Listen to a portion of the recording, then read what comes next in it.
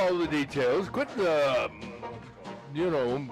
carrying on before we go on the air. We need to sound like we know what we're doing and organized. For the first time. For the first time, yes. Good morning, boys and girls. It's Thursday, the 25th of September in the year 25. How many times does that happen? What's that? What? Oh, let's see. You're over there, aren't you? 092525? You know, it would be great if you would sit over here. Otherwise, I have to turn to... What's, so you got a crick in your neck? Yes. You know, that's really... He dresses very nicely, doesn't he? It's all... That's a lightweight sport coat. I didn't know they made those I'm anymore. colorblind, so I don't No, I have any like idea it. what color it It's a is. baby blue. Oh, is it really?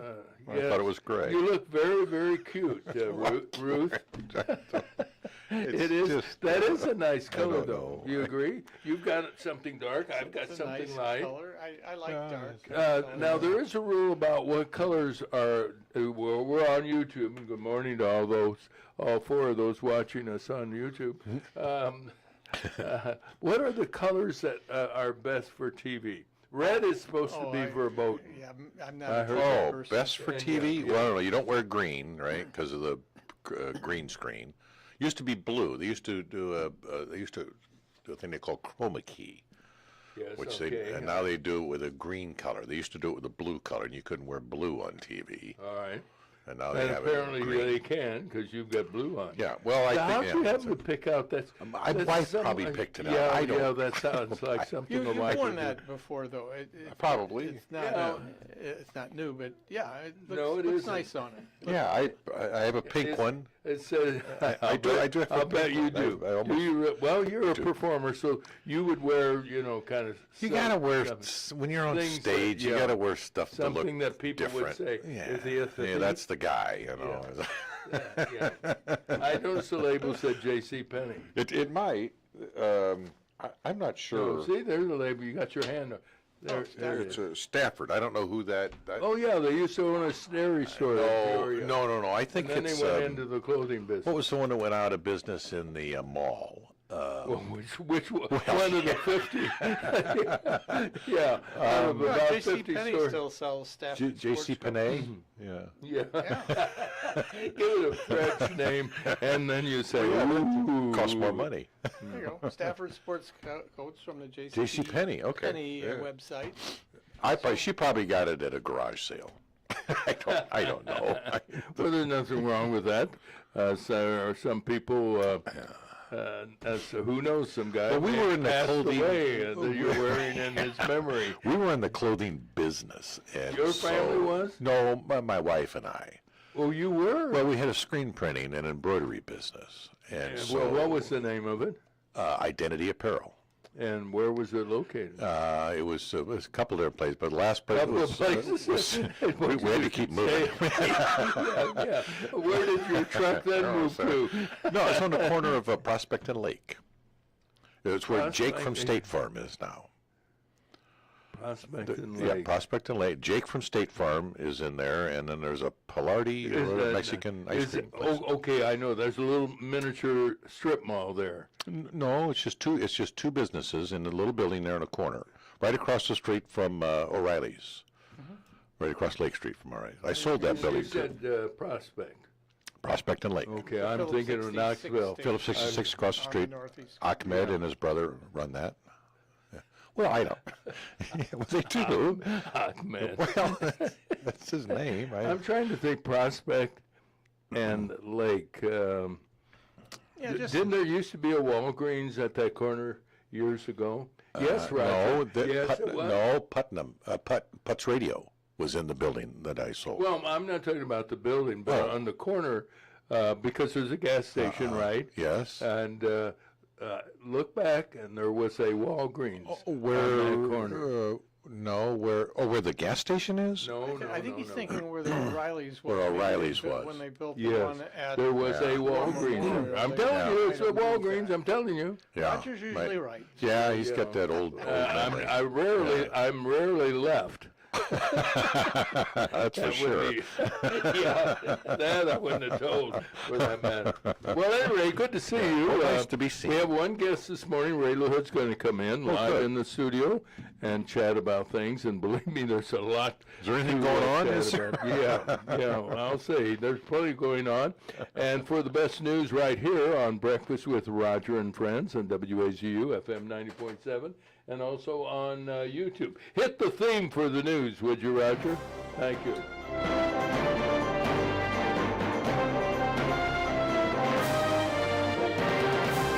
You know, I do it all here. You know, I run the board, I answer the phone, and yesterday after the show, You would signed you the look checks? around and look at the floor? Does the floor look nice? I ran the sweeper. Yeah. I About cleaned it. time. Yeah, It was, 'cause yeah, it it was was a- about time. I know some. There was a dead mouse down here by my. No, he's gone now. No, he's in Donut the, crumbs I'll say- everywhere. Yeah, donut crumbs. You're right.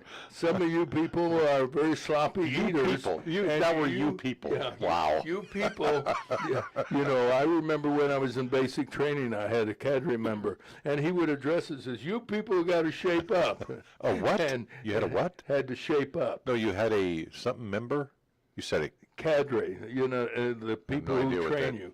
Well, in the military, the guys, the corporals and the sergeants who tell you what to do and when to do it and how to do it. They're called cadres? C-A-D-R-E, I believe is the spelling. Never. Look it up, Gene. I don't know if I've ever heard that term. Well, you haven't served in the military. Like a cluster of people. yeah, I think. cadre is a group or a thing.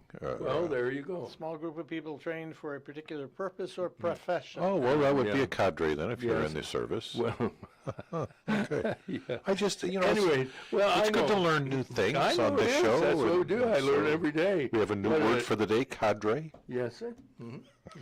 Well, does our that make first us sergeant. a cadre here? Or Are we a are cadre? we a Oh, we cadre? could be. We yeah. could be considered a It does cadre say of that idiots. it often applies to military. Yes. But often, not yeah, always. but not so, always. okay. Yeah, well, that's not let's be a required. cadre today. All right. I'll be the sergeant, and Of course. what was it? Royce used to say. Remember the game of horse Yeah. that you used to play? Played it all the And time. he used to say, "Let's play horse." He said, "I'll be the head, and you just be yourself, Roger."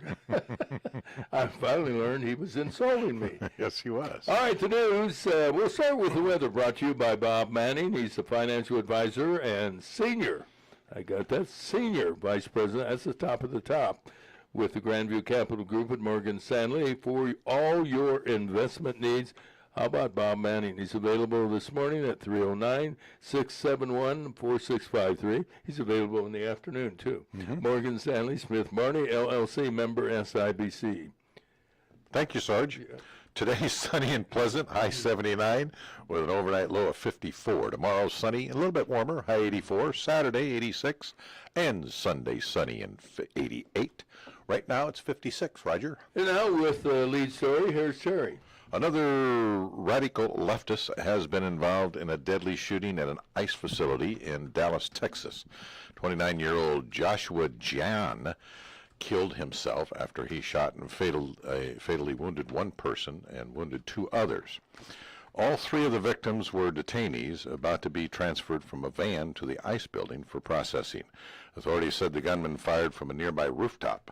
Bullets were found near the body of the killer that contained the words anti-ICE. You know, it's interesting. The left-wing communications company called Axios, Axios, said, let's not jump to conclusions. We're not sure who he was or what his political feelings. Can you read the word a hyphenated word anti-ice on a bullet, and you can't come to a conclusion, you bozos. Just 2 months ago, an ice facility in nearby Alvarado, Texas, also came under attack. A police officer was wounded as he responded to a vandalism call. Officials say it was a carefully planned ambush. 16 people arrested in that incident, and half of them were females for some strange reason. Really? Yes. Jeez. ICE officials and Republicans are still calling for an end to the vicious rhetoric from Democrats like Governors Gavin Newsom and J.B. Pritzker, who continue to falsely claim agents are grabbing migrants off the streets because they're brown and have an accent. They're not alone. Some of the false claims and attacks against government agents are coming from the national media, fostering a climate of hate similar to what motivated 22-year-old Tyler Robinson to shoot and kill 31-year-old Charlie Kirk. There's a good chance Nadal Hassan, who's he, will be executed. You may not remember the 55-year-old Hassan, a supporter of Islam, went crazy at Fort Hood, Texas. You remember the year? Oh, yes. 2009. Yeah, maybe. He was serving in the Army. He shot and killed 13 unarmed fellow soldiers and wounded 32 others. I thought they had gotten rid of him. He was a doctor. Yeah, a psychiatrist, and went nuts. He admitted the shooting to protect, he said, the Islamic Empire from the United States. A former major was sentenced to death in 2013, but has been using all kinds of legal appeals to prevent his execution. It's over for him, we hope. During the last days as president, Joe Biden commuted the sentence of 37 people on death row. They've been described as the worst of the worst. Killers, all of them. The Trump Justice Department is having all 37 moved to a supermax prison in Colorado. The Justice Department said the prisoners will face a different kind of confinement consistent with the security risks those inmates present because of their horrible crimes. Now, can you read between the lines on this story? Apparently, it is when you say supermax, they don't get much freedom, and they may have to do some hard labor. What do you think, gentlemen? I don't know if they do that anymore. I don't know if they break rocks anymore. I don't know if they can, right? And they... Does your report include the story about the auto pen photo? No. It's been sentenced to death row, too. No, did you see the story about Donald Trump set up an exhibition of photographs of all of the previous presidents in a hallway between the White House and the West Wing, and he has a beautiful picture of every president, and then when you get to Joe Biden, it's a picture of the auto pen. No. Yeah, it has caused some angst among it has caused some people. Yeah. On one side. Former FBI Director James Comey could be indicted for lying to Congress. The Department of Justice weighing perjury charges for his alleged false testimony before Congress in the year 2020. Republicans remember, of course, when Peter Navarro, a White House advisor for Trump, went to prison for 4 months because he refused to appear before a Democrat-controlled congressional committee. So, of course, what's good for the goose is good for Comey. Conversation continues among local Republicans following the appearance of Mike Pompeo in Peoria. The former director of the CIA and former Secretary of State spoke before a huge crowd Tuesday evening at Haven on the Farm. The event was Congressman Darren LaHood's annual Sizzle and Swizzle fundraiser. Pompeo gave inside views of Russian President Putin and Chinese leader Xi Jinping. He later spoke at a smaller gathering at a local house to the delight of those fortunate to be present. I wasn't one of those. Among those, however, was, as we heard yesterday, Peoria attorney Kevin Sullivan, who exclusively told our listeners about the experience, and he said it was very enlightening, the information. Unfortunately, the appearance of one of the most celebrated directors of the CIA was ignored by local news media. Yeah, that's primarily because he was a Republican. Well, officials at the Peoria Civic Center are bragging the past fiscal year was a big financial success. The facility counted over $8 million in revenue, an increase of $750,000 over the previous period. That's a record, but not enough. probably to terminate the HRA taxes, which are collected to offset some operating expenses. The production of Wicked was a winner, producing $2.7 million in ticket sales. Did And either one of you go to I did. see Wicked? I didn't either. I didn't. probably should have for kinda that. My wanted wife and I to. saw it when it came to Chicago for the first time, which was 10, 15 years ago, maybe. Is it that old? Yes, Yeah. it's I been didn't around for a realize while. that. But no, we didn't go here in Peoria. Our grandchildren. How was it? Did you like it? I did not like it. No. Okay. What didn't you like? Well, it's a dark Oh, really? story, kind of scary, dark thing. It's not. I didn't think it was something that kids would enjoy, but apparently many do. And that's why they have nightmares now. You know, the Wizard of Oz story was not just a single book. He wrote Right. 40 or 50 books about the Land of Oz, and then a bunch of other authors took over and wrote 100 more. Yeah. I mean, there's like literally over 100 books on the Land of Oz. And this story came from one of those alternate books. Oh, I didn't know that. Oh, wow. Yeah, Okay. so it does kind of have its roots in these Oz stories, this alternative existence, and Dorothy and the witches and so forth. You know what? I never knew that.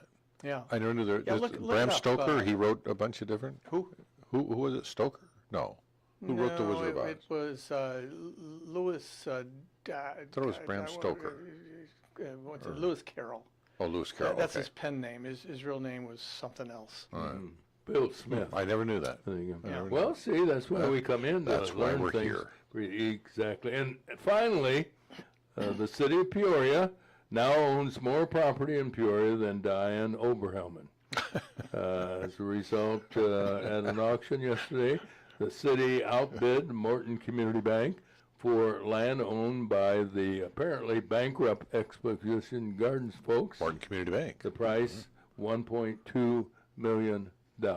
Well, Roger, you could have bought that. Yeah, you could. Well, I thought about it and decided against it because there's a big open bus barn right next to it. Oh, you don't like that? No. Well, they say they're going to make, you know what's going to go in, public housing, mark my words. And the people who live in the area are going to have a fit over that. But how can you build a subdivision next to a high school and a bus barn?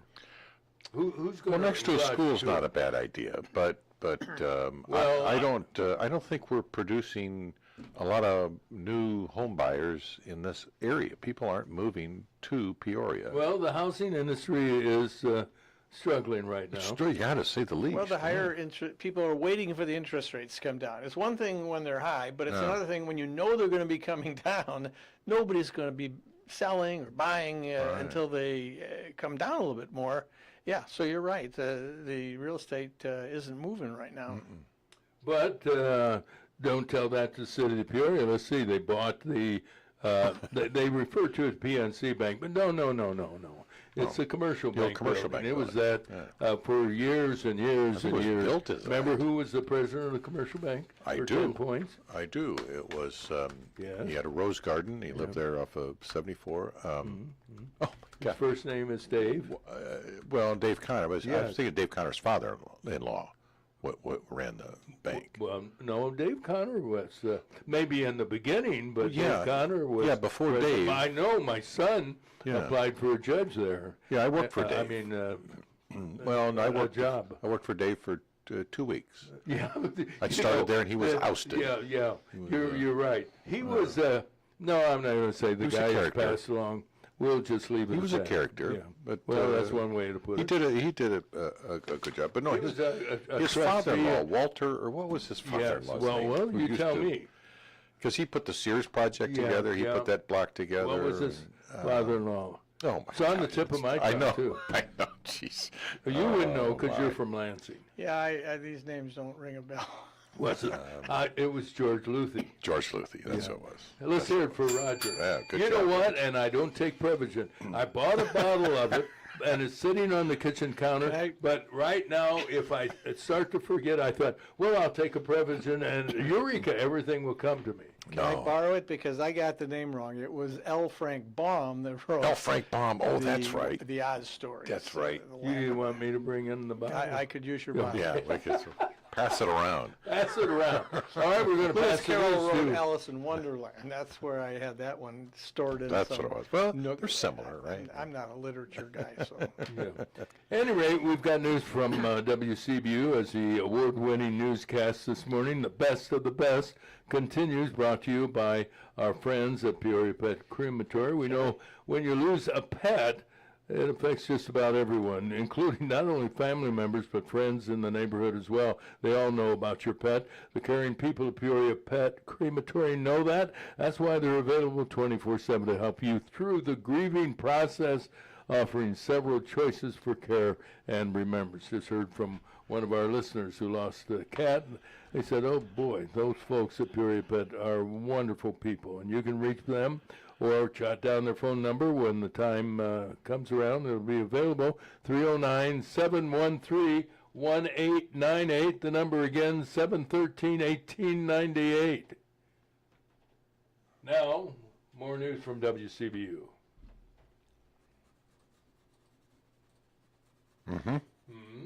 From the WCBU newsroom, I'm June Delahunty. Peoria City Council members are getting their first look at the city's proposed 2-year budget. The recommended spending plan was presented at this week's council meeting. It has 2026 anticipated expenses of $301 million and projected revenue at $298 million. City Manager Patrick Urich says the plan has sufficient resources to cover debt payments and get through any downturns in the economy. This budget fully funds public safety pensions and prepares the city for the next phase of our combined sewer projects, the two largest fiscal challenges the city faces. The figures represent a 3.6% decrease in expenses and a 1.4% drop in revenue. The council will begin budget discussions at a special meeting next Tuesday. A renowned oceanographer known for locating the wreckage of the Titanic 40 years ago this month will be in Peoria this week to discuss that historic finding. Robert Ballard will speak at Bradley University on Thursday night to start the Osher Lifelong Learning Institute's Voices and Visionaries Distinguished Speaker Series. He will reflect on the groundbreaking expedition and his career in ocean science. His appearance is hosted in partnership with the Peoria Riverfront Museum. Ballard will also be on hand at the museum Saturday for the debut of a traveling exhibition entitled Finding Titanic, The Secret Mission. The Peoria Art Guild has a new executive director. Megan Scott took over the leadership role earlier this week following approval by the Guild's board of directors. Scott relocated to Peoria from Oklahoma City 2 years ago. She brings experience in strategic planning, fundraising, grant management, and nonprofit leadership. In an open letter to members, Scott says organizations like the Guild are essential to the health and well-being of everyone in the community. The Guild will host its annual Fine Art Fair this weekend. Illinois Governor J.B. Pritzker is asking state agencies to start setting money aside for a potential economic downturn. Pritzker is ordering that agencies under his watch set aside up to 4% of their budgets for the ongoing state fiscal year that extends into next summer. That's because of what he calls the disastrous state budgetary effects that loom from Trump's tax cuts, tariffs, and program reductions. I'm June Delahunty, WCBU News. Yeah, blame it on Trump. That dirty guy. What's the matter with him anyway? Hey, how about sports? Cubs win. Cubs win. Last weekend of baseball coming up, at least regular season baseball. Then we got weeks and weeks of playoff coming. But yeah, the Cubs won. Finally broke that 5-game losing streak. Beat the Mets last night 10-3. Cubs now back to 20 games over 500, 89 and 69. They have clinched second place in the National League Central, meaning they aren't going to win the division, but they have a pretty good shot at holding on to that top wild card spot. They have a 2.5 game lead over the San Diego Padres for that number 1 wild card spot. That's important because that gives you home field advantage, at least in the first round of playoffs. Cubs will play the Mets again tonight at Wrigley Field, and then they host the Cardinals for the final 3 games of the series, Friday, Saturday, and Sunday. Cardinals on the West Coast lost to the San Francisco Giants 4-3 in a game that finished up late out there in San Francisco. Cardinals now are off today, and they will finish the season with the 3 games at Wrigley Field against the Cubs. And the Chicago White Sox lost to the New York Yankees 8-1 last night. Aaron Judge with 2 home runs, his 50th and 51st of the season. Yankees moved into a tie with the Blue Jays on the top of the AL East division. And the White Sox lost their 100th game of the year. They play one more game tonight, Sox at the Yankees. And then the White Sox finish their season with 3 games in Washington, D.C. against the Nationals on Friday, Saturday, and Sunday. Major League home run leader Cal Raleigh of the Seattle Mariners hit his 59th and 60th home runs last night to help the Mariners clinch the AL West division, and the Cleveland Guardians moved past the Detroit Tigers, who have led the Central Division in the AL all year. Now it's the Guardians in first place in the AL Central, 1 game ahead of the Tigers in that Central Division, with 4 games left for both teams. And one other baseball note, Major League Baseball Commissioner Rod Manfred announced that the automated ball strike challenge system will be adopted full-time next year in the major leagues for all baseball games in the regular season in 2026. Yeah, but give the rules now. You can only appeal 2 calls a game. Am I right on that? Well, it gives each team 2 challenges, but for each one that is challenged and correctly reversed, they get it back again. They get it back. Just So like it could be many more than 2 for a team, because most are going to wait and only challenge ones that they're pretty sure they're going to get a What do they reversal. have to do? I mean, in football, I know they throw a red flag. It can be any of 3 This is players. for a ball strike. The batter, so catcher, or pitcher can do the challenge. They have to tap their head. Tap the their top head. of their cap, or batting helmet. Seriously. Yeah, if they turn to Okay. the umpire and tap their head, right. that's the signal. That's a signal. How We many think you times? screwed up. How many times do they have to Tap tap their head? I think if they do it at least once, that They- will count. Okay.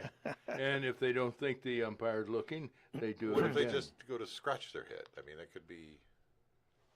So, If they're just scratching their head or yeah, something, it could look like. I guess they blow their challenge. Oh, wow. So they got to be Anyway, careful. yeah, there's a whole list of rules. Why don't they just implement? Well, that was the the other option automation is the system? full-time ball strike call where it would Let's just get it over with. flash up on the scoreboard ball strike. You know, it's Get rid of instantaneous. umpires? Umpires calling balls and strikes. Yeah, the umpire will still be In- behind the plate, But this what's was- he doing? picking his nose. Well, no, you're still gonna need an umpire to call somebody safe at the plate, or you know, Or you get hit by the ball. You know, or sometimes. rule whether there was catcher's interference, or there's all kinds of other things that umpires would still be necessary for. But take away a little bit from the game, though. Well, I mean, it that's all would take a little kinda bit. part of the deal. But you know, the object is to be fair and accurate. They have replays for close plays at first, at second, third, and home. Why not get it right in balls and strikes? I mentioned yesterday, the day before, the Cubs were, I think, leading the Mets, and the umpire called a pitch that was clearly a strike. You know, they had the box on television. It was a strike. He called it a ball. And on the next pitch, the guy hit a home run and won the game for the Mets because of the blown call sure by that's the happened. umpire. There was another one last night where a batter hit a ball that was clearly fair down the left field line, George Springer of the Toronto Blue Jays, and every angle showed that it passed over third base in fair territory, but the umpire called it foul. And the batter threw a bit of a fit. I think the umpire behind home plate got a little upset by it because on the next pitch it was 6 inches inside, and he called it strike 3 and called the guy out. I'll show you for trying to show us up. Yeah. I agree. My personal choice would be the full-time automated ball strike. Exactly That's right, the yeah. same for everybody. There's no more of this weird variation. You call it one time a strike, one time a ball, or different umps call different strike zones. But apparently they have researched this and did a poll of the Major League Baseball players through the Players Union, did a couple of polls of fans, and it turns out they claim that the players overwhelmingly preferred the challenge system, and fans, even by a small margin, actually preferred the challenge system. That one I had a hard time believing, but supposedly that was the case on the fan polling. So that's what they're going to go with for now. Maybe eventually it'll turn into something more full-time, but we'll see. They tested this out for several years in the minor leagues, and then this year they tested it out in all of the spring training games. Or I don't think it was all of the games because not all But of the, many of them. yeah, all the stadiums weren't equipped with the equipment, but most of the spring training games, and everybody liked it. Fans liked it, players liked it, managers liked it. And so I think it's a no-brainer that they go ahead and do it this coming year. I thought they were going to implement it this year, but they put it off. But yeah, that's going to be in place next year. We'll see how it works. Okay. And in NFL tonight is Thursday Night Football. It's a NFC West matchup between the Seattle Seahawks and the Arizona Cardinals. Both teams 2-1 to start the season. Seattle's a 1.5-point favorite. Bears play Sunday. They're 1-2 after their impressive win last Sunday over the Dallas Cowboys. And this Sunday they'll play the Las Vegas Raiders out in Las Vegas. It's a 3:25 p.m. game, this time on CBS. Raiders are also 1-2 on the season. Bears are a 1.5-point favorite. Yeah, I think they'll win that one. One other NFL note, a list of nominees for the 2026 class of the NFL Hall of Fame was released yesterday, and it includes 13 new names that appear on the ballot for the first time. The new players are headlined by a couple certain Hall of Famers, Drew Brees and a longtime quarterback, and wide receiver Larry Fitzgerald. Brees ranks second all-time in yards, passing, and touchdowns in NFL history, if you can believe it. 10 points. What do you think is number one? What's that? Where did Drew Brees? Total yards, passing, and total touchdowns in a career. No. Just retired. Just retired. Tom Brady? Tom Brady. For Tom 10 Brady. points, what college did Drew Brees attend? If you're asking me, I can tell you. Yes. Purdue. The Boilermakers. He was drafted by San Diego Chargers, but then traded to the New Orleans Saints, and that's where he had his glory days. Led him to one Super Bowl, but racked up incredible numbers. And Larry Fitzgerald, he is also second. I haven't heard that name. Oh, he was a longtime receiver for the Arizona Cardinals, played his entire career for the Arizona Cardinals. He ranks number 2 all-time in the NFL in receiving numbers and yards receiving, yardage. Who do you think is number 1 in receiving number of receptions and yards receiving? Walter Payton. No, he was a running back. He didn't. Well, you said yards, didn't you? Yards receiving. Oh, receiving. So it was an end. It would be a receiver. A receiver, yeah. Yeah. Which would be, let's see. Played for the 49ers. Yes, he did. Boy. Give me the initials. J.R. Yeah, J.R. Rice. He caught, Rice. I was going to say he caught Joe Montana. Rice, yeah. Jerry Rice is number 1 all time. So those two guys will almost surely be inducted of the members on the ballot. There's 128 players on the ballot, so most of them aren't going to get enough votes. But it'll be pared down, and the final inductees will be announced in January of 2026 and inducted during the Super Bowl week. Who votes on that? Who votes? It's actually a panel. Yeah, it's not the players or the writers like it is in baseball. It's a panel of experts, former players and owners and officials put together by the NFL. Yeah. And in college football, Illinois dropped to number 23. They were number 9 last week. This year, week number 23. After that butt whipping by Indiana, 63-10. They'll play at home versus number 21 ranked USC Saturday, an 11 a.m. game on Fox Network. USC a 6.5-point favorite. Notre Dame is 1-2 after their bounce back victory over Purdue, and they are ranked number 22 this week. They play at Arkansas. Interesting choice of a road game. Arkansas is unranked, but still a pretty good team. Yeah, they are. What's their nickname? Razorbacks. Very good. And they play Saturday also at 11 a.m., so they're on the same time as Illinois. They're on ABC. Notre Dame is a 3.5-point favorite, and that is sports, Roger. And after the Illinois-USC game, Illinois will no longer be in the top 25. Well, if it goes the way the betting numbers kind of favor, you might think so. They looked awful last week. Their They did, defense looked like a grade school bunch of defenders. They They looked could not disorganized. stop No, Indiana. no. And Indiana's not a powerhouse. Well, but they have a good quarterback. Mendoza, And- the quarterback, And I think USC has got a a good lot of quarterback. attention last week.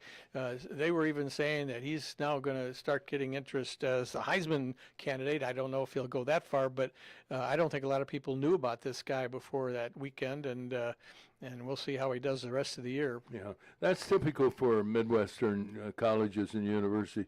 They don't get the exposure in the national media unless you play in the West or East Coast or SEC conference. You know, and the Big Ten's never been a passing type conference with really high rated quarterbacks every year. Except at Purdue Except and maybe Michigan. Purdue, Michigan some years. Yeah. Most people think of the SEC when you think of those high-powered passing offenses, but the Big Ten's coming around. Yeah, coming around again. Coming around about. You remember what song? No, not that one. Oh. Was coming around again? Isn't that? Coming around the mountain. Yeah. I'm trying to think of the singer and the song. I'll think about I that don't know. while you give the news. Coming up on Breakfast with Roger and Friends. And we start with the news brought to you by Spoon River Home Health, bridging the gap in healthcare. They've been around since 1993, caring for people of all ages in their homes where recovery and healing faster and more comfortable. Learn more from Spoon River. They're available today 24/7, as a matter of fact, at 309-245-0723. Another radical leftist has been involved in a deadly shooting at an ICE facility in Dallas. 29-year-old Joshua John killed himself after he shot and fatally wounded two others. All three of the victims were detainees about to be transferred from a van to the ICE building for processing. Authorities said the gunman fired from a nearby rooftop. Bullets were found near the body of the killer that contained the words anti-ICE. ICE officials and Republicans are still calling for an end to the vicious rhetoric from Democrats like Gavin Newsom and J.B. Pritzker, who continue to falsely claim agents are grabbing migrants off the streets because they're brown and they have an accent. Some of the false claims and attacks against government agents are coming from national media fostering climate of hate similar to what motivated 22-year-old Tyler Robinson to kill 31-year-old Charlie Kirk. There's a good chance Nidal Hassan will be executed. The 55-year-old Hassan, a supporter of Islam, went crazy at Fort Hood, Texas in 2009 while serving in the Army, and he killed 13 soldiers, wounding 32 others. He admitted the shooting to protect the Islamic Empire from the United States. The former major was sentenced to death in 2013, but has been using legal appeals to prevent his execution. During his last days as president, Joe Biden commuted the sentences of 37 death row inmates. They've been described as the worst of the worst, killers, every one of them. The Trump Justice Department is having all 37 moved to a supermax prison in Colorado. And former FBI Director James Comey could be indicted for lying to Congress. The Department of Justice is weighing perjury charges for his alleged false testimony before Congress in 2020. In local news, talks continue among local Republicans following the appearance of Mike Pompeo in Peoria. The former director of the CIA and former Secretary of State spoke before a huge crowd Tuesday evening at Haven on the Farm. The event was for Congressman Darren LaHood's annual Sizzle and Swizzle fundraiser. Pompeo gave insiders views of Russian President Putin and Chinese leader Xi Jinping. He later spoke at a smaller gathering at a local home, could have been the Monroe estate, to the delight of those fortunate to be president. Where was it? Do you know where it was? No, I don't. I don't know whose home it was. I wasn't invited. It was well guarded. I would tell you, based on what Kevin said, a lot of security around him. You know, he's got $1 million bounty on his head. Really? Yes. Well, that's more than mine. Mm-hmm. Yours is $1.95. I know. I know. I checked into it and said, "No, it isn't worth it." Among those was attorney Kevin Sullivan. Oh, he got to go to the Yes, he hoity-toity did, private yeah. party? That's how I learned about it. Oh, Yeah. okay. He Wow. talked about it yesterday. It was very insightful. Oh, okay. Unfortunately, the appearance of one of the most celebrated directors of the CIA was ignored by local news media. Yeah, I didn't hear anything about it. No, of course not. They ignored it. don't get me started on that. Okay. Thank you. Officials at the Peoria Civic Center are bragging the past fiscal year was a big financial success. The facility counted over $8 million in revenue, an increase of $750,000 over the previous period. That's a record, and the production of Wicked. That was the big winner, producing $2.7 million in ticket sales. How long did that play down there? I think a week. It was here, I think, I believe 1 So week. they would have had to sell out. That was in the theater. That's 2,600, I believe. And That's a good question. We went through that drill.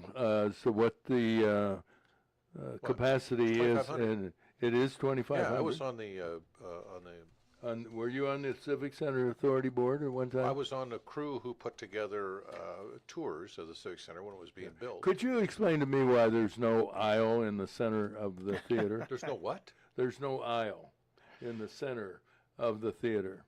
Okay. That if somebody has a heart attack, gets sick, they have to carry that person either to the right or to the left. Yeah. That's unusual. I think, what do they call that? They call it, there's a aisle. word. Yeah, no aisle.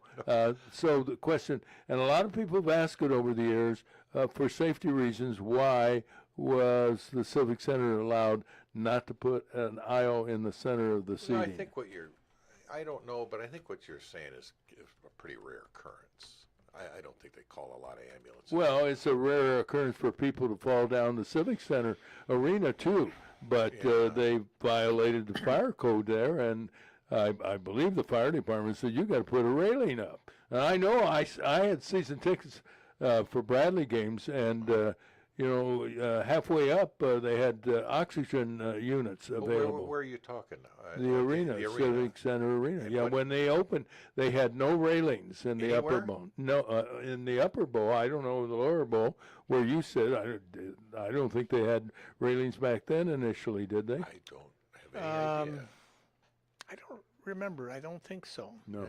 I know they didn't in the upper bowl, and they finally did because they did have some Pay a incidents. couple more bucks and get a lower bowl seat.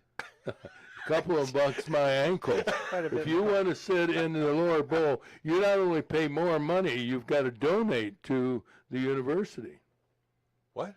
Yes. Yeah, prime seating areas, you have to be a regular donor to have. Can you Well, get one of those the today? the unsold ones do end up on Ticketmaster, but at a jacked up price. Like what? Give me an idea. How much? Between the baselines, $56 A seat? us per seat for a basketball game. It's not bad. And, well, do you have a season ticket? No. Okay, can so you it get isn't those that now? much. Sure, Oh, you yeah. can. Oh yeah, they're They come and go. Still People selling die. season As a tickets. matter of fact, the floor seats, Royce and I got to go to a Bradley game on the floor, front row, mind you, when WOAM was owned by Bob Kelly and his companion. Gosh, I can't remember. I apologize for Joyce Powell. Joyce Powell. That's one of those days And where we're taxing our memories, aren't they had 4 seats, 2 for Bob and Joyce, and 2 for whoever. So they invited Royce and I to sit on the floor. And I'll tell you, sitting on the floor, and you're real close to the floor. You're close to the action. You can sweat you it. hear the yeah. You can get hit by. As a matter of fact, Joyce got hit in the mouth by a ball that went out of bounds, and I think she wound up going to the hospital for a missing tooth and maybe some chromosomes and hormones. Who, and so- who did? Joyce Powell. Really? Yeah. My uncle had tickets, 2 tickets right under the basket. On the floor, first row, right under the basket. Yeah, I sat. Jack, I was. Jack Callahan. Do you know Jack Callahan? He was a dentist here in town. No, I think I know the name.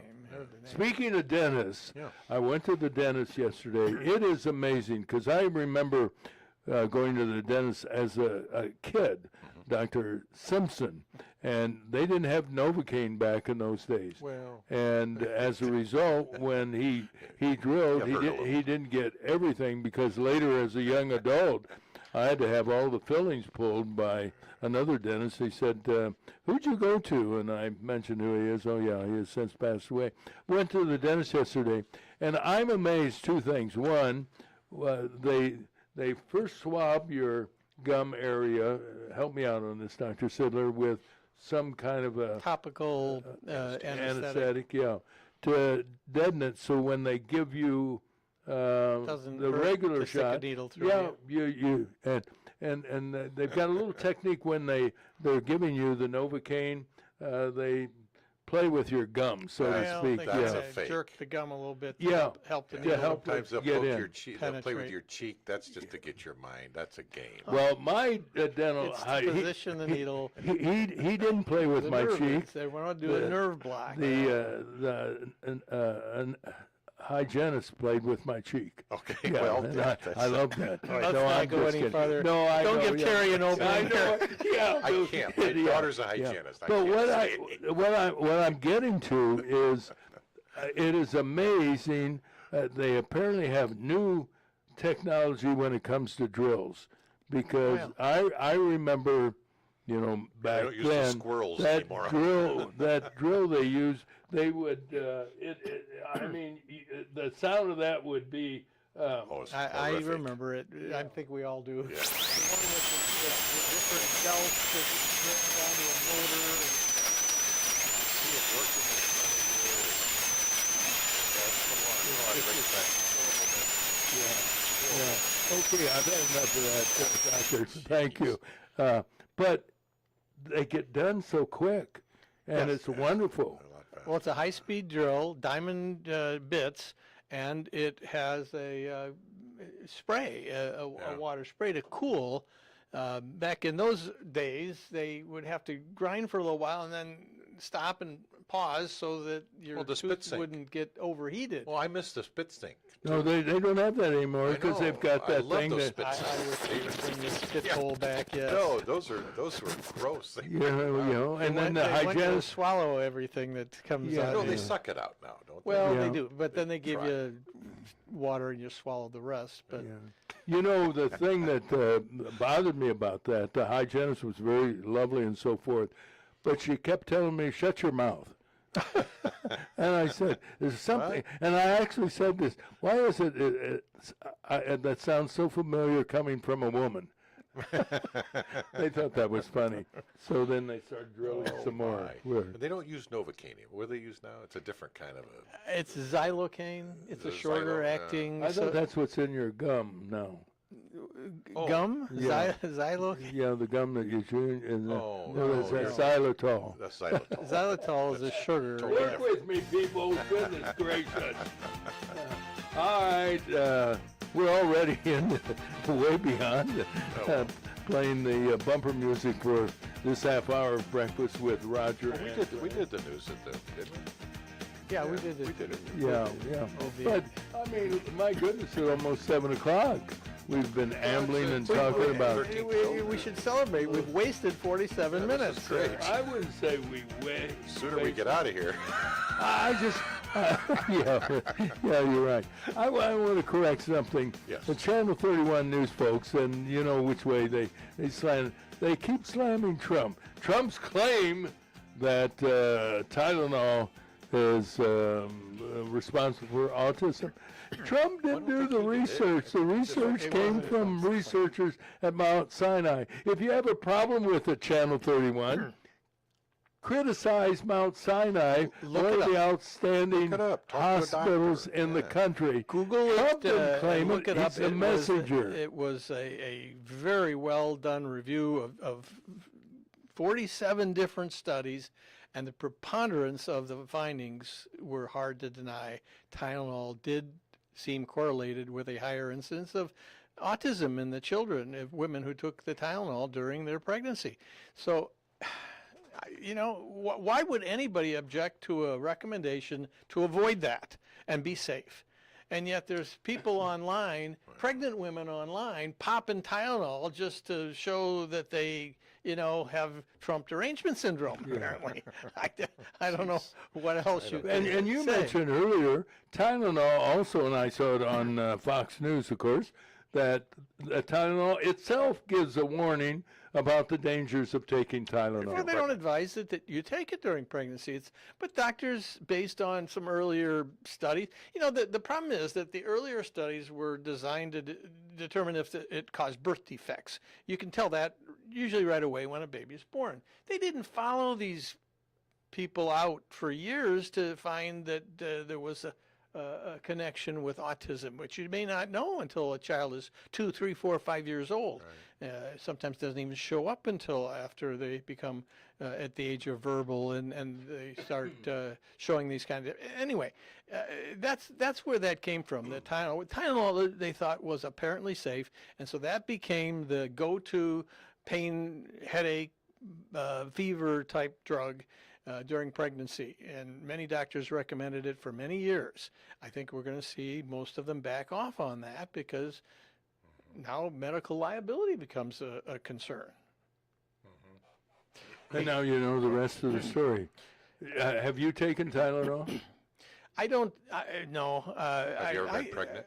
I took it when it was first came out over the counter back in the 1960s. It first came out as an over-the-counter drug, and being a medical student, I was Sure, you tried familiar stuff. with it, and it Sure. was easily available in the hospitals. So I did try it a couple times for headaches and stuff, but it just didn't work for me. So I don't think You're I've. an ibuprofen guy? I don't even. No. No, that's got the NSAID in it, I'm doesn't it? more of a morphine guy. Does it? Oh, jeez. Wow. Go straight for the morphine. Yeah, We just did a morphine trip. It's interesting. I don't know about the two of you. I rarely get a headache. I rarely had a headache growing up. I don't know. Maybe some people are more different. Oh, yeah. predisposed to getting headaches. Absolutely. My wife used to get headaches all the time. Well, it turns out she had a brain tumor, so there might have been a connection there.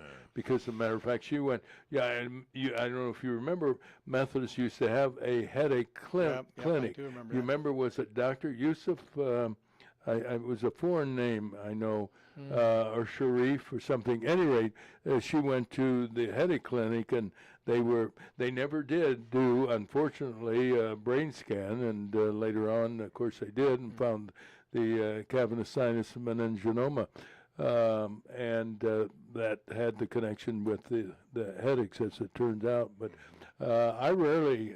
How about you, Terry? Do you get headaches every now and then? Just if you talk for a long time. Yeah. Who, me or you? Thanks. No, well, good. I'll do is- more talking. Mine is usually from my neck. I can tell because I'll sit with my shoulders up if I'm on the computer, and I'll feel it in my neck and goes up to my head. But That's why I think your wife told me you're a pain in the neck sometimes. yeah. Well, it used to be a real pain in the ass. Yeah, exactly. By the way, it's just a random question before we get into the pet tip of the day. What was the most common problem that you saw among your many? How many years did you practice? Here in Peoria, it was about 40 years. But if you go back to when I graduated and was doing my, Well, yeah, we go all the way back. then it was 50 years. 50 years, yeah. Well, let's see. What was the most common somewhere in that problem range. that patients brought to your office? It depends on age, doesn't it? Well, it's a generic question. Okay. Probably it was just blood pressure issues. That's a very common medical issue, and you have to see people periodically for it, so they keep coming back and they populate your schedule. But it was, as a primary care adult medical doctor, I saw just about a little bit of everything. It was always exciting when you would see something unusual. You would get, Oh, yeah. you would get What's excited. the weirdest thing that you could? You diagnose a thyroid tumor on a kid's camp physical, or you see a rash that somebody thinks is eczema, and it turns out to be lupus or something much more really? serious. You just see occasionally a disease that just doesn't fit the usual collection of common diagnoses, and then your recall kicks in, your medical training kicks in, and you have to use your brain and figure out what's going on here. And that was always that was really exciting to you. You enjoyed that part. And it made it interesting. And of course, I was fortunate to be a doctor in the era of CAT scans and MRI scans and advanced laboratory testing, that you could make diagnoses that years ago were almost impossible to make, or required an open surgical procedure to explore internally. Remember the exploratory laparotomies were done all the time in the hospital. That basically means you just open somebody up who's got abdominal pain or something, And look around. and you look around because you don't know what's going on inside. Well, now CAT scans came along and saved people a lot of those exploratory surgeries. We could find out that, there's a kidney stone there, or he's got a cyst on his liver or something completely harmless and benign. You don't need surgery. But back in the old days, and even gallbladder surgery. And you remember the days where we had to make big open incisions. People were in the hospital 7-10 days after a gallbladder operation, and all of a sudden they developed a laparoscopic gallbladder surgery, and people would get their surgery and go home in an hour. Wow. Yeah, it's amazing. Wow. I think we have our reporter on the streets checking in with us this morning. Good morning, sir. Hey, good morning, Uncle Roger. There's a football on the radio because it's got something else playing and not you guys. I didn't know if you knew that or not. Oh, really? You don't think we're on Yeah. there? So I'm looking at the YouTube channel now, but when I'm on my way to work, I usually call in the morning from time to time. But I was like, I'm not hearing you guys. Well, when you were playing the music, Yes. that cuts off because of that issue with the rights to the music. Well, that's on YouTube, but On YouTube, are you yes. saying we're on YouTube or we're not on the radio? No, you're not on the radio because it was playing some Jim Morrison song. I'm a change German time, but the same at the time my condition was in. Well, I'll tell Okay, you, what's going we on? do have a problem. There is a public radio station in St. Louis that has 100,000 watts, and they're on our frequency. And every now and then they cheat. This is one of the reasons why taxpayers shouldn't be paying for public radio. There's no reason for a St. Louis radio station to have 100,000 watts, and they will knock us off the air. So apparently, Oh, gee. Where were you? Were you in town when that happened? Where were you? I'm on my way leaving home going to work right now, and it's not, and the radio's playing, but it's not you guys. I'm literally talking to y'all and I'm watching live on the YouTube, but the radio station is playing some rock and roll stuff. Yeah. It is a couple. It's a couple comments in the my. on the YouTube live section too that's saying that they say, "Hey, do you guys know that the radio's off or whatever?" I'll be I darned. was just double checking to make sure that I Appreciate wasn't it. on the wrong day looking at the wrong channel. Well, I've always wanted to say.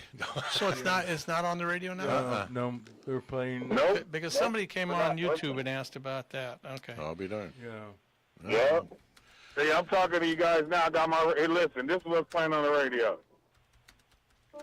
Hear that background? Yeah, Roger's got a little transistor here, Yeah. and Yeah. So that's what's playing. That's what's playing. Yeah. Yeah, that right there. That's what's playing. Yeah. So yeah. weird. So, well, I know if we had a problem like this, all we need to do is call Louis, but Louis is no longer with the WAZU, unfortunately, so I guess I'll have to, while we do the news at the top of the hour, Wanna do the I'll have pet to tip call the station owner and say what's going on. Yeah. Hey, thanks for telling us about it. I appreciate it. Oh, no and- problem. That's what I'm here for. I was like, wait, what's going on here? Like, I'm thinking you done took a sick day or something and it's a rerun. All right, thanks, Ed. Appreciate it very much, my friend. Have a great day. You bet. too. God bless. Talk to you guys later. All right, let's play our pet tip of the day, and in the meantime, we'll try to get a hold of Jeremy to find out what's going on. Today's pet tip is brought to you by Peoria Pet Crematory of Peoria and Lewiston, providing final care for family pets, large and small, 24 hours a day, 7 days a week. Their phone number is 713-1898. That's 713-1898. More information is available at peoriapetcrematory.com. Pet lovers are dedicated to their animals, all species from horses to turtles and of course cats and dogs. If you are a pet lover, learn these little-known, somewhat amazing facts about your pet. Our pooches have sat on the couches like us for a long winter, and now we need to get up and get moving. But, pardon me, you are doing it all wrong. Listen, the first thing you need to remember is your dog is not a machine that you can turn on or off. You will have to work up to long walks or hard running by gently stretching his muscles with shorter walks at gentler paces. This is good information for you, too. You should never be running with your dog so that he is panting so hard his tongue is hanging out. Stop. Give him a rest. Give him some water. If you want a harder workout, you carry heavier water bottles for him. And while I'm on the subject, look at how you're holding that leash. Some of you have such a death grip that the dog has to run with his head at an unnatural angle. Relax the leash. Let there be a nice, easy, loose U-shape to the leash. As long as your pet is within 3 feet of you, he is fine. Give him a little room and movement. Some of you seem to take the rule to have dogs on a leash to mean that the dog has to be glued to your hip. Leashes are a standard length of 36 inches for a reason, so use all of the leash. Don't wrap it around your hand and pull the dog in so close that the walk becomes more of a forced march than a walk.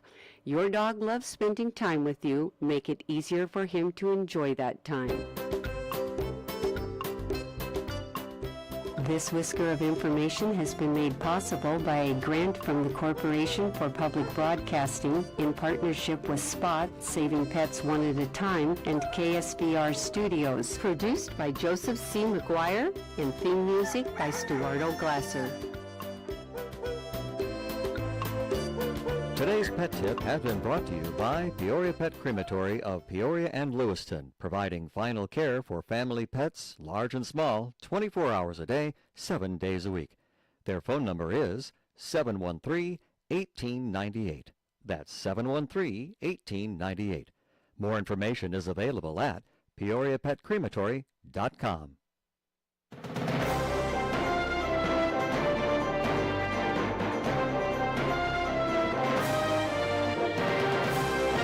Well, we'll pretend we're still on the radio, but we know we are on YouTube. Praise the Lord for YouTube, and we'll continue. In the meantime, let's get into the news on WAZU FM 90.7 that is not operating. Somebody apparently has not made the switch, although the brick is on and functioning quite well. So something is amiss for that matter. Anyway, let's get into, first of all, the weather brought to you by Advanced Medical Transport, providing outstanding emergency care, and they have been doing that in Central Illinois now since 1991. Saving lives is what they do at Advanced Medical Transport. It'll be sunny and pleasant today, Roger. High 79, overnight low about 54. Tomorrow, sunny and warmer, high 84. Saturday, 86, and Sunday, sunny and 88. Right now, it looks like it's about 56 at the wazoo. Another radical leftist has been involved in a deadly shooting at an ICE facility in Dallas, Texas. 29-year-old Joshua John killed himself after he shot and fatally wounded one person and wounded 2 others. They were all detainees. All 3 of the victims were. They were in the process of being transferred from a van to the ICE building for processing. Authorities said the gunman fired from a nearby rooftop. Bullets were found near the body of the killer that contained the words anti-ICE. Just 2 months ago, an ICE facility in nearby Alvarado, Texas, came under attack. An Alvarado police officer was wounded as he responded to a vandalism call. Officials say it was a carefully planned ambush. 16 people have been arrested in that incident. ICE officials and Republicans still calling for an end to the vicious rhetoric from some Democrats like Governors Gavin Newsom and J.B. Pritzker, who continue to falsely claim agents are grabbing migrants off the streets because they are brown and have an accent. And they're not alone. Some of the false claims and attacks against government agents coming from the national media, fostering a climate of hate. There's a good chance Nidal Hassan will be executed. The 55-year-old Hassan, a supporter of Islam, went crazy at Fort Hood, Texas in 2009. And he killed 13 soldiers and wounded 32 others. He admitted the shooting to protect the Islamic Empire from the United States. The former major was sentenced to death in 2013, but has been using all kinds of legal appeals to prevent his execution. It's over now. We hope so. During the last days as president, Joe Biden commuted the sentences of 37 people on death row. They've been described as the worst of the worst, killers all. The Trump Justice Department having all 37 moved to a supermax prison in Colorado. The Justice Department said the prisoners will face a different kind of confinement consistent with the security risks those inmates present because of the horrible crimes they committed. Former FBI Director James Comey could be indicted for lying to Congress. The Department of Justice is weighing perjury charges for his alleged false testimony before Congress in 2020. Republicans remember when Peter Navarro, a White House advisor, went to prison for 4 months because he refused to appear before a Democrat-controlled congressional committee. Conversation continues locally, especially and particularly by Republicans following the appearance of Mike Pompeo. He was in Peoria. The former director of the CIA also served as Secretary of State, spoke before a huge crowd Tuesday evening at Haven on the Farm. The event was a fundraiser for Darren LaHood. Pompeo gave the audience insider views of Russian President Putin and Chinese leader Xi Jinping. He later spoke at a smaller gathering at a local home to the delight of those fortunate to be present. Among those was Peoria attorney Kevin Sullivan, who exclusively told our listeners about the experience. Unfortunately, the appearance of one of the most celebrated directors of the CIA was totally ignored by local news media. Finally, not our stories. We have another story coming up, but the city of Peoria now owns more property in Peoria than Diane Cullinan or Diane Oberhelman now. At an auction, the city outbid Morton Bank for land owned by apparently the bankrupt Exposition Gardens. Peoria shoveled out $1.2 million for the property. And officials at the Peoria Civic Center bragging about the past fiscal year, a big financial success. The facility counted over $8 million in revenue. That's an increase of $750,000 over the previous period. It's a record, but not enough probably to terminate the HRA taxes, which are collected to offset operating expenses. The production of Wicked was the winner, producing $2.7 million in ticket sales, and none of the three in the studio attended. Otherwise, it would have been even more, probably $2.8 million. There were 16 performances spread over 11 days, 12 days, from the 20th through the 31st of August. Yeah, almost 2 weeks. That included both evening and matinee showtimes on several of those dates. Interesting. A lot of great things happening. Do you remember when the city adopted the HRA taxes and how they sold it like they do most taxes? Don't. Well, don't know what year. They said we'll have the HRA taxes to help the Civic Center, but it would eventually go away. I don't know if you remember that or not, Ray LaHood, but I do remember that as part of the argument that eventually would do away with the No taxes ever go away, Roger. Yeah. Roger, you've been around politics your whole life. Yes, I am. Once somebody puts a tax on, that's it. Yeah, it ain't going anywhere. It's not going away. What it might do is go up.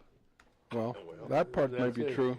Yeah, I like your hat. Thank you. Riverfront Museum. Yeah. All right, we'll be right back for some more news from WCBU. From the WCBU newsroom, I'm June Delahunty. Peoria City Council members are getting their first look at the city's proposed 2-year budget. The recommended spending plan was presented at this week's council meeting. It has 2026 anticipated expenses of $301 million and projected revenue at $298 million.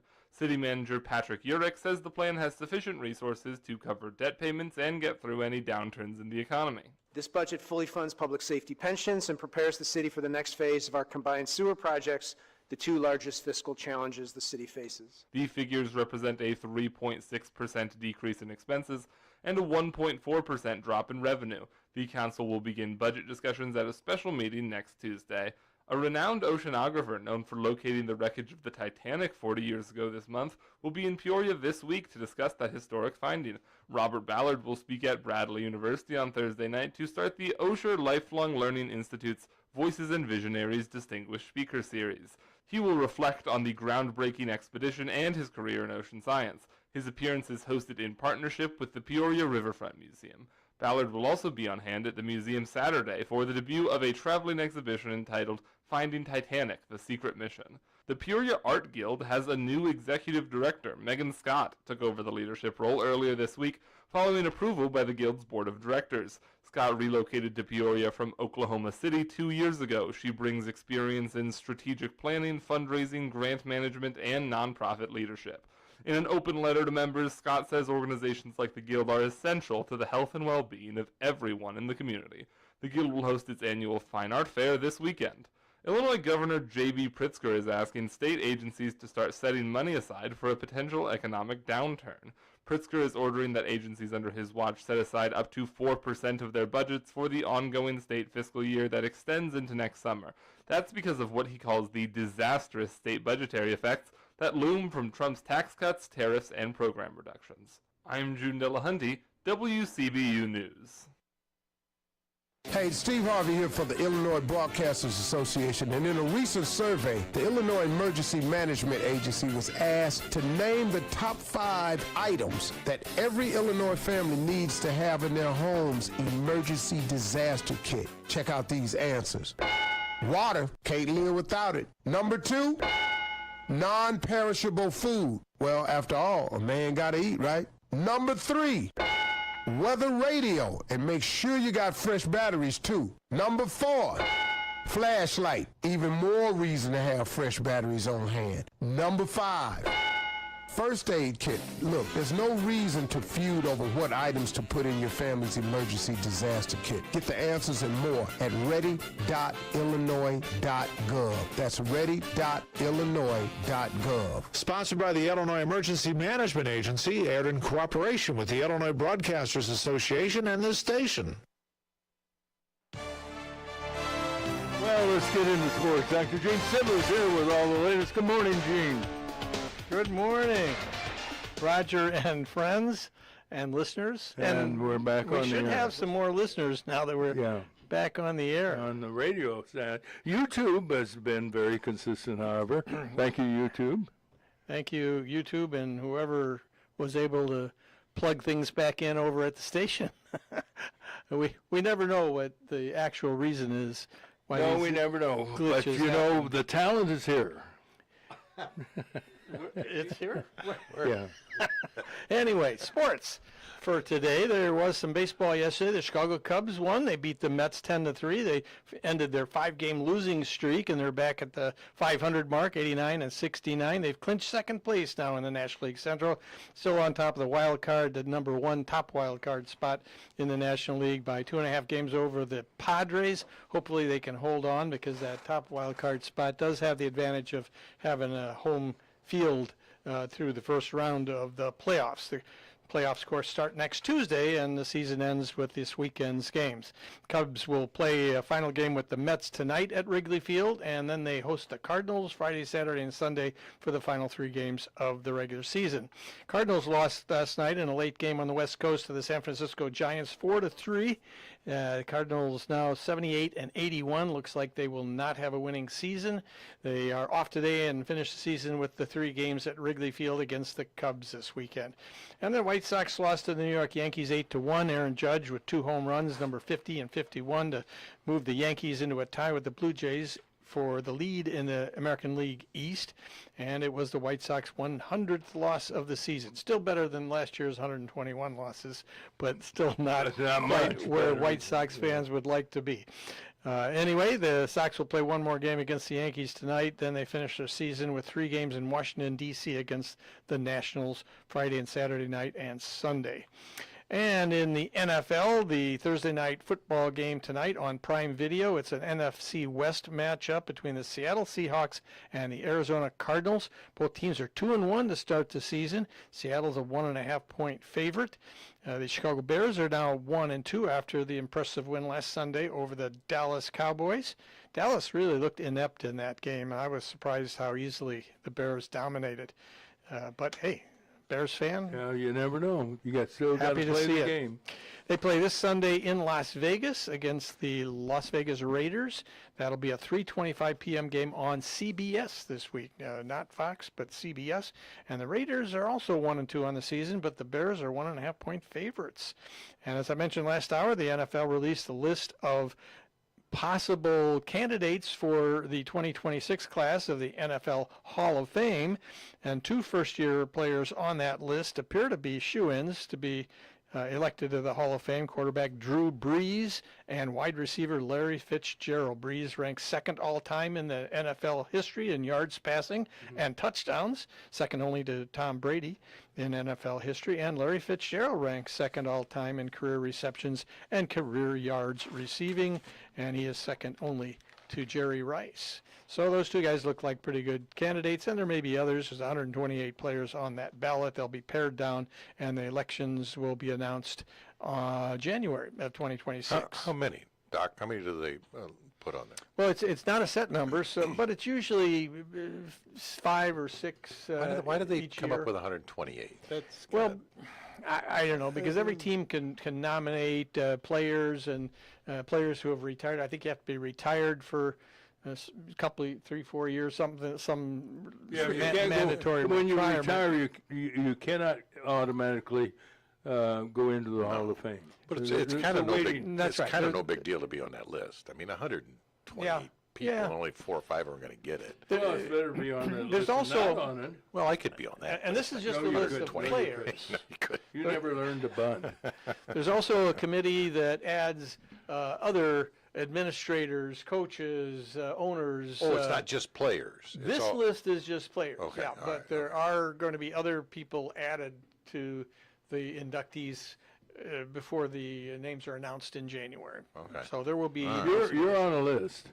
We just tell you what Not list this- it not is. this one. Yeah. You think he hasn't Pete been Rose will around be long. on the list, Doc? Is who? Pete Rose? Pete Rose. Will he be on the list? This is the NFL. No, I don't think Pete made the NFL I list. think he's got a better He chance has a on that better list. chance, on being on football than his baseball, which is kind of hypocritical. Baseball officials for Pete Rose can't be on because he bet, and every game is The scroll across the for a bottom. fan duel. Gamble today for who's going to win, who isn't. So on the one hand, we can't put Pete Rose on because he gambled, and the argument, of course, is that he gambled on his games. Are you for Pete Rose? Yes, I am. How about you, Dr. Sidler? I think it's time to. I mean, he's dead. He's passed away. He served hurt time anybody. in prison. He paid for his sins. Yeah, I think it's time to put him back on the eligibility list. Hey, I'll tell you what we need to do. Do you think he should be inducted into the Hall of Fame? I do. Yeah. I do. How about you, Roger? Yes, definitely. I want to bet on it. I mean, he's the all-time hit leader, and there's nobody even in baseball today still that looks like they have a chance to even come anywhere close to him. He's one of the greatest players of all time. Charlie It's Hudson. kind of like the argument with Squeaky. I'm in favor of finally putting Squeaky's Retiring uniform his up jersey. in the rafters, Yeah. but I don't think it's going to happen in my lifetime. Maybe eventually it will. I don't know. Royce Elliott said during a broadcast on WAM, he thought Pete Van Auken jersey should be hung from the rafters with Pete in it. Did you play any sports as you were going to college or high school, Ray? Basketball in high school. Yeah, you're what are you, about 6'5", 6'4"? 6'1". Oh, really? Are you only 6'1"? You're getting smaller, Yeah. Roger. That's the problem. I know that. Yeah, in more ways than one. No, I just meant not. No, I know. You got a good mind. Yeah, well, that's open for debate. Good to see you this morning. Thank you. You know, it's not widely reported, but we're facing another government shutdown. I know aren't it. we? Yeah, it is widely reported. It's all over the news this morning. Okay. Yeah, no, Well, I When? never listened, When's the yeah. date? What's Yeah, what next is? week. Next The week. deadline is the end of the month. end of the month. Yeah, the end of the fiscal year. There was one shutdown that actually happened that I Right, recall. right. Is that the only one, or is it? Oh no, there's it's happened been, more than once. it's happened more than And it's once. always But Republican. they usually have a last minute minute reprieve. continuing resolution. Yeah, I think that hopefully it'll get resolved. Nobody benefits from a government shutdown. Nobody. And there are certain programs that are exempted, like Social Security and veterans and Medicare and those kind of things. But it just causes too much turmoil, and there's no reason for it. What's being proposed is the House has already voted on a continuing resolution, and the Senate could easily take it up, and it's not for that long a period of time. It's till, just before Thanksgiving. Yeah. We're not talking about a year or 6 months. We're talking about a short period of time to give people time to negotiate whatever they want to negotiate. But there's so much division in D.C. now, and so many divisive people involved that I hope it doesn't happen. Can I know? I just want to go back to for those people that are Cub fans. Tell us how the wild card works, and they have to win every game now.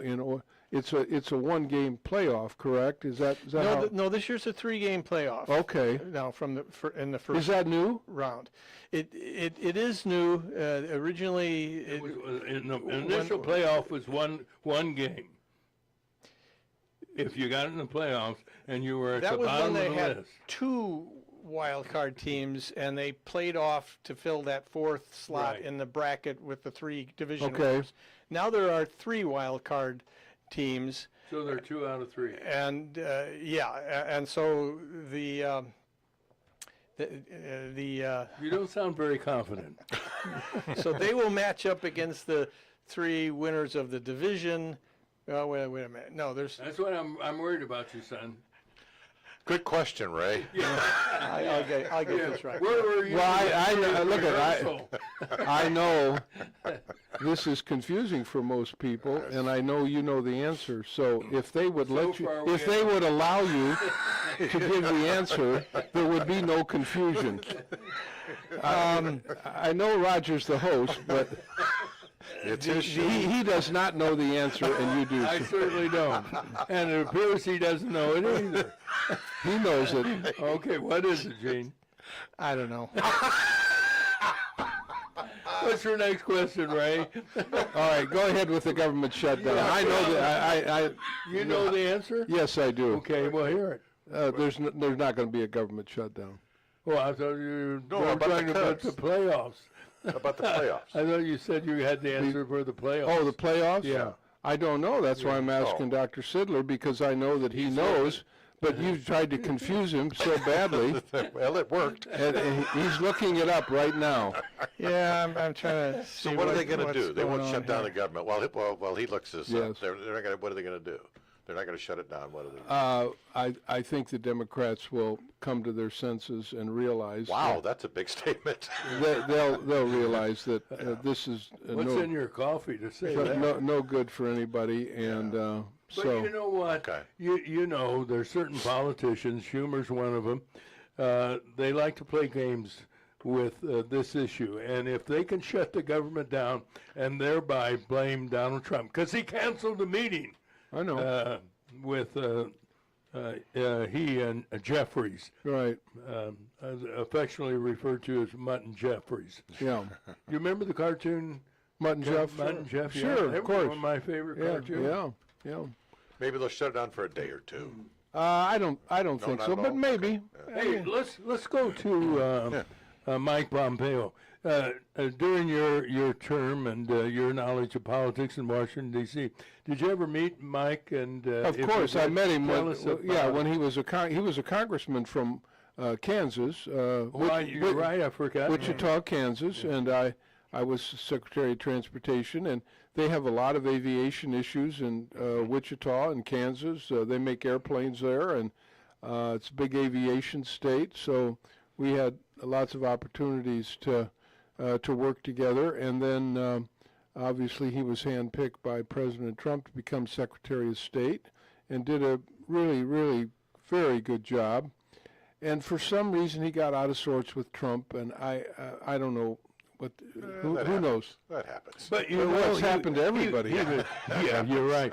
But on the other hand, I'll tell you, having been a attendant to the event, he was very complimentary of Donald Trump. He was very articulate, and his insights about Putin and Xi Jinping were absolutely amazing. Yeah. I wish more people could have heard him. Yeah, well, he's obviously one of the real bright stars in the Republican Party, and I believe he'll be one of those that'll run for president. Really? Of course. I think, President Trump can't run again, and there'll be 10 or 12, and he'll be one of the 10 or 12 that will run because he has ambitions to be president, and he's qualified to be president. And He sure is. yeah, so... I was impressed with him. How'd Darren recruit him to come to Peoria? Well, Darren has been after him for some time to come to Peoria, and it finally worked out in his schedule. Darren's on the Intelligence Committee, and he worked with Pompeo when he was Secretary of State during President Trump's first term. They became friends, and so it was, it was an easy ask. It's just a matter of getting it on Pompeo's schedule, which is very busy. Yeah, it was chilling, downright chilling to have him indicate, and I'm sure it didn't come as a surprise to most everybody there. He has $1 million bounty on his head. Yes, yeah, and unfortunately, Well, don't most that were in that yeah, business? but I mean, here's the you've heard problem. your stories, Here's the I'm problem. Sure. Yeah. President Trump took away his security clearance, and for what reason? Because he got out of sorts. They had a tiff. Yeah, they had a tiff. Yeah. But here's a guy who's dedicated his whole life right, to that's public wrong. service, Right. and he's got threats against his life, and And they take security. yeah. It's Didn't make it's sense, did it? ridiculous. Yeah. It's Well, he still ridiculous. has the security, doesn't he? He still has. Yeah, he has the security. He pays detail. for it himself, and it's he not does. government. It's not government security, and his security clearance has been taken away, which means that he doesn't know the kind of information Oh, my. that's available, and in particular, people that may be threatening him or after him. So, anyway, what'd you find out about the playoffs? Okay, I'm taking over your show, Roger. By the way. That's okay. I got to go to the restroom the anyway. top two teams among the division winners, the top two records get a bye in that first round. And then between the third ranking division winner and the three wild card teams, they have a 3-game series to pare that group of 4 down to 2, and then those two match up against the 2 top division winners, and they play in a series of 5, and the winners of those play 7-game series to go to the World So, in the World case of the Series. Cubs, it's Milwaukee they won the division. Milwaukee correct? will get a bye in that first round. Right. The Cubs will probably end up playing the Padres. Got it. The runners up in the West Division. And the Mets will probably play the Dodgers in the other wild card round. The winner of those two will play the Phillies and the Brewers in the next round, and then the winner of that will play in the World Series. And I know you are not in the prediction business. How do you think the Cubs are going to do in this sort of playoff? They've looked weak down the stretch here, and I am not as optimistic about their prospects as I might have been 2 weeks ago. I don't think they'll survive the first round. Okay. And Now, wait a minute. I'm a Cub fan, and you're a White Sox fan, so... More White Sox, yeah. Yeah. And I will point out very definitively, you're exactly right. let Toilet. me ask you how difficult it is to be a White Sox fan. Yeah. Is it difficult? Well, now wait a minute. Cubs fans spent 108 years without a championship. So we know how difficult it is. Wouldn't you know? I'm Yeah. asking you. I was going to say, wouldn't you know how difficult? Well, you know, at least in my We had lifetime. an intervening World Series. Well, the White Sox won in 2005, so at least in my lifetime there was one World Series. I don't know if I'll survive to see it again, but hey, Is the reason the White Sox are so bad is because they haven't spent the money on players? yeah, that's Yeah. a big part of Yeah, it. okay. Jerry Reinsdorf is the owner Right. and the controlling partner.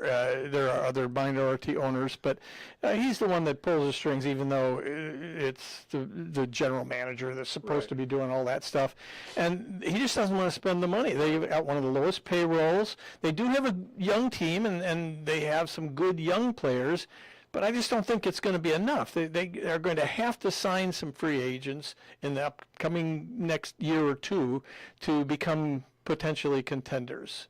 Well, you don't have to get huffy about it. No, I mean they don't have a home run hitter. They don't have an RBI guy that drives in a lot of runs. They have some good young pitching, but mostly they have a bunch of Punch and Judy type hitters. And the reason the Cubs have been spending, the Ricketts family have spent the money on players. They have gone for some key free agents each year, and none of them done anything. they sold off all those guys. Kyle Schwarber is Schwarber, or Schwarber. Baez, who was the third baseman that they Bryant. Yeah, Chris Bryant. But then they started signing guys. Bush, they traded for Bush. They signed Kyle Tucker. Is that H or W? SCA different Bush. family. Let me. Michael The Bush. one thing I like about both the Ricketts family and Jerry Reinsdorf, and I know both families, I know the people involved there, is they took a player like Rizzo and made him a part of the team. Yes, they did. And that is, I think, terrific. And I also think it's terrific that Jerry Reinsdorf gave Jim Thome an opportunity. But both of those players now are a part of the organization and can promote and help other players, but also promote the team. And both of them are class acts. Completely. Yeah, you're right. You saw Rizzo sitting with the bleachers with the Drinking regular beer. fans, trying to catch a ball. Tried to catch a home run ball. Anyway, I that part I like about the owners. They've taken care of their players. All right, we're going to break to bring you the news. You're having breakfast with Ray and friends on WOAM, and we continue.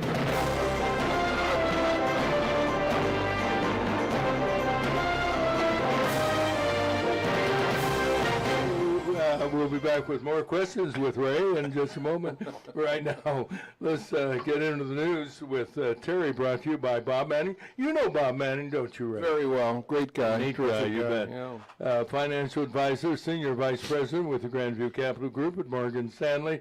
For all your investment needs, check out Bob. He's available at 309-671-4653.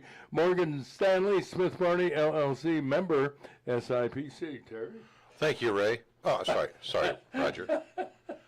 Another radical leftist has been involved in a deadly shooting at an ICE facility in Dallas. 29-year-old Joshua Jane killed himself after he shot and fatally wounded 2 others. All 3 of the victims were detainees about to be transferred from a van to the ICE building for processing. Authorities said the gunman fired from a nearby rooftop. Bullets were found near the body of the killer that contained the words, anti-ICE. ICE officials and Republicans are still calling for an end to the vicious rhetoric from Democrats like Governor Gavin Newsom and J.B. Pritzker, who continue to falsely claim agents are grabbing migrants off the streets because they're brown and have an accent. Some of the false claims and attacks against government agents are coming from the national media, fostering a climate of hate similar to what motivated 22-year-old Tyler Robinson to kill 31-year-old Charlie Kirk. There's a good chance Nidal Hassan will be executed. The 55-year-old Hassan, a supporter of Islam, went crazy at Fort Hood, Texas in 2009. While serving in the Army, he killed 13 soldiers, wounding 32 others. He admitted the shooting to protect the Islamic Empire from the United States. The former major was sentenced to death in 2013, but has been using legal appeals to prevent his execution. During his last days as president, Joe Biden commuted the sentence of 37 people on death row. They've been described as the worst of the worst. The Trump Justice Department is having all 37 moved to a supermax prison in Colorado. Former FBI Director James Comey could be indicted for lying to Congress. The Department of Justice is weighing perjury charges for his alleged false testimony before Congress in 2020. In local news, talks continue among local Republicans following the appearance of Mike Pompeo in Peoria. The former director of the CIA and former Secretary of State spoke before a huge crowd Tuesday evening at Haven on the Farm. The event was Congressman Darren LaHood's annual Sizzle and Swizzle fundraiser. Pompeo gave insiders views of Russian President Putin and Chinese leader Xi Jinping. He later spoke at a smaller gathering at a local home to the delight of those fortunate to be present. Among those was Peoria attorney Kevin Sullivan, who exclusively told our listeners about the experience. Unfortunately, the appearance of one of the most celebrated directors of the CIA was ignored by local news media. Officials at the Peoria Civic Center are bragging the past fiscal year was a big financial success. The facility counted over $8 million in revenue. That's an increase of $750,000 over the previous period. The production of Wicked was the winner, producing $2.7 million in ticket sales. And Roger and Ray, that's the news. All right, now check of the weather brought to you by Mr. Weather, Kyle Varno. He is also an insurance professional. He can shop around on your behalf to find the right coverage at the right price. And you can reach Kyle today at 309-682-0519. This is a gorgeous morning and a gorgeous day. Sunny and pleasant, the high 79. The overnight low 54. Tomorrow sunny and warmer and 84. Beautiful weather continues over the weekend. Saturday and Sunday sunny and 86 on Saturday, 88 on Sunday. And we lost a degree. We are currently at 55 degrees. And there you have a look at the news and the weather at the bottom of the hour. And Ray LaHood, former congressman and former Secretary of Transportation, is our guest. Which of the two responsibilities and jobs did you like the best, Ray? Oh, DOT for sure, yeah. Was that a lot of fun? Yeah, it was a lot of fun. We were able to do a lot of good things on safety and develop some good programs and visited all 50 states, 225 cities, 18 countries, and really made the most of it. And I think we made a difference in transportation, particularly in safety. You've got a road named after you. Yeah, when people ask me how do you get a road named after you, I That's said exactly what I was gonna ask. only takes $400 million. Oh, is that all? Yeah, that's what it cost to redo I-74, and I was helpful. Will they take a check? No, they don't take a check. Direct deposit only. Yeah, I do remember you speaking over in Bloomington, Normal, the Twin Cities, over.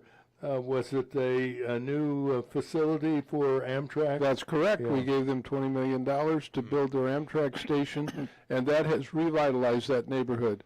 Nice. There's a children's hospital there. There's a lot of small businesses. That neighborhood was really not in very good condition, and now it's one of the vibrant neighborhoods in the Bloomington Normal area. People from all over the state come there as a result of the Amtrak station, and they use the small businesses. A lot of people are employed.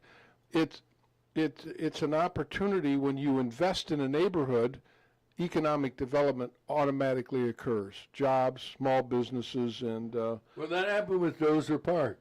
You know, we put That's the correct. park there, and that entire neighborhood went through a revitalization as a result of it. absolutely right. The investment we made under Mayor Jim Artis's leadership in the so-called warehouse district to completely redo the infrastructure there created an economic opportunity for restaurants, for housing, for condos, and a lot of young people now are living in downtown Peoria as a result of you build it, they will come. Yeah, well said. Is Amtrak doing a better job financially today, or is it still somewhat of a struggle? I think it's doing better, but there is a huge investment. About 40% of the money for Amtrak comes from the federal government, and so the taxpayers are subsidizing. Underwriting like we do the Postal Service. Yeah, exactly. And but if you drive to Normal and board a train, almost always you get there on time to Chicago, St. Louis, or wherever you're going. You can go up to Princeton, get on the train and ride it to Chicago, or go to Quincy, or go to California. Where are we in Galesburg? You know, we used to have the chief, the super chief, Right. And that was quite a rail line. That's fallen on hard times. Yeah, Amtrak still runs some trains through there, but it's primarily a freight rail center now. A lot of freight trains go through the Galesburg area. They have the Railroad Hall of Fame there as a result of all the rail that's gone through Galesburg over the years, and but it's still economic engine for the Galesburg, Knox County area. Yeah. I remember you had an assignment. I don't think you were with the Department of Transportation, but I think they called on you as a consultant. Do you recall and give us the details when you went to New York City to help them find luggage? Was that? Yeah, you know, that was a study that we did after I had left the department. Okay, I thought so. Yeah, we were engaged by the Port Authority of New York, and the Port Authority is Port Authority of New York and New Jersey, and they have jurisdiction over Newark, Kennedy, and LaGuardia. And during a very, very bad winter storm, a lot of luggage was displaced and lost, and people were very upset with the way that the airlines handled it.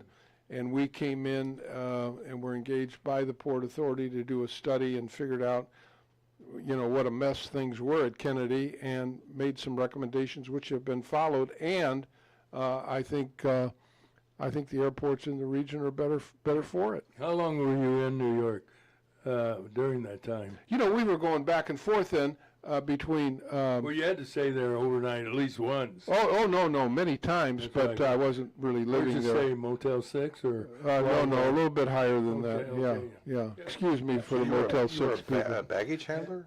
I learned a lot about baggage handling. Yeah. More than you probably wanted to know. Right. And I knew that I didn't want that job also. Don't want to do that. Yeah. What typically took you, you mentioned all 50 states, what took you to any one of the You know, really states transportation just to projects. check up on things? Yeah, and transportation projects and projects that governors wanted to implement, whether it was a bike trail, whether it was a walking path, whether it was a rail stop, whether it was, you know, a highway or a bridge. Lots of infrastructure around our country, and so we really tried to pay attention to what the governors in the states, irrespective of their party, wanted to get done, because they were doing it on behalf of the people that they serve, and that's the important part. And we always emphasize safety. Safety was our number one priority. When we came into the department, no one was talking about distracted driving, using your phone while you drive, and we took that on. And now all 50 states have laws against distracted driving, and a lot of lives have been saved as a result of it. Not dissimilar to what other secretaries did with .08 or seat belts, or what we did with distracted driving. And so big part of the job is emphasizing safety. People get up every day in this country, and they get in their car, on a train, on a bus, on an airplane, and they don't think about safety. And that's really the job of the Department of Transportation, to emphasize that in every mode of transportation. And during our time, we had sleepy controllers that, were in air traffic control towers where there wasn't much going on, and they got bored and they fell asleep. Well, that kind of stuff can't happen, and the public doesn't, that doesn't suit them very well when they hear that. So we had to deal with that, and Speaking of the air traffic control, now Sean Duffy has taken up a task of modernizing. That's right. Because obviously technology has moved so far ahead that a lot of the control towers are outdated with their technology. What do you see as the future there? Will AI be implemented, do you think, to help control? Good question. Yeah. Duffy was able to get $12 billion to be spent over 4 years. That's how long it takes. And part of it is just keeping up with the technology, which is so far ahead of what we have in all these air traffic control towers today. It's antiquated. They're using manual My systems. laptop probably has more processing ability than some air traffic control towers do. Exactly. And so they're doing a good job with that. Congress has stepped up. Part of it is because of the accident that occurred in Washington, D.C. between the American airline flight and the helicopter. And, that was a terrible disaster, and it was at night, and there was some confusion about what the air traffic controller was saying and whether the helicopter was listening to the control tower or not. And so that kind of accident, we cannot not allow that to happen. And we have to have up-to-date equipment. In every airplane today that's being built by Boeing or Airbus, you have state-of-the-art equipment. Well, that has to match up with what's in the control towers. And, being an air traffic controller is a very, very, very hard job. High stress. Yeah, High three years of training to become a full-fledged air traffic controller. And there you have open positions. Lots of vacancies. Lots of filling vacancies. those. Very stressful job. And so there's a lot going on with the training of air traffic controllers, too. But the technology absolutely needs to be updated, no question about it. I want to talk a little bit, Ray, if you don't mind, about the divisions between the parties nationally, but certainly in Washington, D.C., and you wrote an excellent book about bipartisanship. I would urge you to see if you can distribute a copy of that to everybody in Congress, for that matter. I don't think there's ever been a time in my lifetime that I've seen such bitter divisions, and the common reaction is, well, it's both sides, and there's a lot of truth to it. In the Republican Party, we have some people on the very far right. The Democrats have some people on the very far left. I don't see any sunshine or a light at the end of the tunnel. Do you? It's difficult, and the answer is there's a lot of intervening factors involved in politics today. Number one, the decline in newspapers and the fact that there really are only 3 substantial newspapers today: Wall Street Journal, New York Times, and Washington Post. Those are the ones that go in depth. Now, you may not agree with their editorials, but they go in depth on stories, and a lot of people don't read those. Number 2, 6 24/7 cable news channels every day that are talking, and getting people stirred up one way or another. And then, more than anything else, social media. Social media, Instagram, Facebook. I'm not on any of them. TikTok. But if you're a modern politician today, you have to be on them. And they're saying things and promoting things that are just not factually true. Yeah, and programs like The View, as an example, there's certain segment, and the nighttime alleged comedians contribute to the dissension and the anger and the hostility. Yeah, but I would also say, once in a while I turn on Sean Hannity. He has a very, very, very strong point of view. Very then, bad, yeah. then you turn on MSNBC and you see Rachel Maddow, completely opposite point of view. And so you have these divisions of media people yakking all day, all night, and they influence people. Then you have social media where you can say anything you want, does not have to be factual, and it's almost impossible to respond to it. So a lot of these factors, I think, play into people's views in politics and have caused some divisions. My point is we need to elect people who go to their jobs, whether it's in Springfield or Washington, and do their job. Talk to other people that are elected to the jobs, listen to other people, be respectful of other people's views, and then try and solve problems. And But it takes, Ray, it takes the leadership to set the bar. You know, we've that's talked right. about it before, that when Bob Michael, a minority leader, Right. and Tip O'Neill would argue on the floor, when it was over, they would have lunch together right. and maybe go play golf court. Yeah, I mean, look golf. at our own You can't area. find that happening today. Right, look at our own area. Everett Dirksen, conservative Republican minority leader, worked with Lyndon Johnson, liberal president from Texas, on passing the Civil Rights Bill. And Dirksen comes from a conservative area of the country, but he was able to persuade some conservative Democrats in the South to support the Civil Rights Bill. And that's what Johnson really needed him for, because he was a minority leader.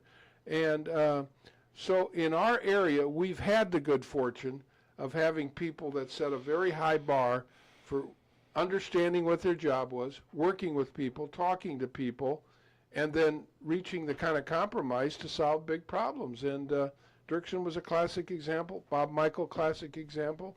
And those are the kind of talents and the kind of skills that are needed in Washington today and in Springfield. Do you think Bob Michael was popular because he could sing? No, Well, I'm just kidding. oh, He had a great singing voice. He loved to sing, didn't he? Yeah, he loved to sing, and he was a very, very, very accomplished talent, and his wife was a very accomplished musician. Yeah, she usually at Christmas time, their house on Glenwood, was it? Glenwood, yeah. Yeah, was alive with music during the holiday season. She played the piano, and Bob would lead the singing. Right. Yes. Yeah. And by the way, he was a Cub fan too. I want to point that out. Diehard. How did you get the job working for Bob Michael? You know, I had worked for another congressman named Tom Railsback from the Quad City area, and he was defeated in a primary in March of 1982, and I had known Bob and known his staff, and he went through a very tough election in '82, almost got beat, and he was trying to uptick and upgrade his district office, and he called me and invited me to come and be a part of his Peoria office, and I gravitated all the way to the top of being chief of staff after 12 years, and then when he retired, but mainly because of his friendship with Railsback and my friendship with his staff. And how long did you work for Railsback? 5.5 years. Yep. And were you teaching prior to that? I was. Yeah. I was a teacher. Up in the Quad Cities area, was it? No, I was teaching in Peoria and moved to the At Quad Holy Cities. Family? Holy Family, St. Yeah. Joseph's School in Pekin, and Oak Grove West in the Limestone area. And also at Holy Cow. No.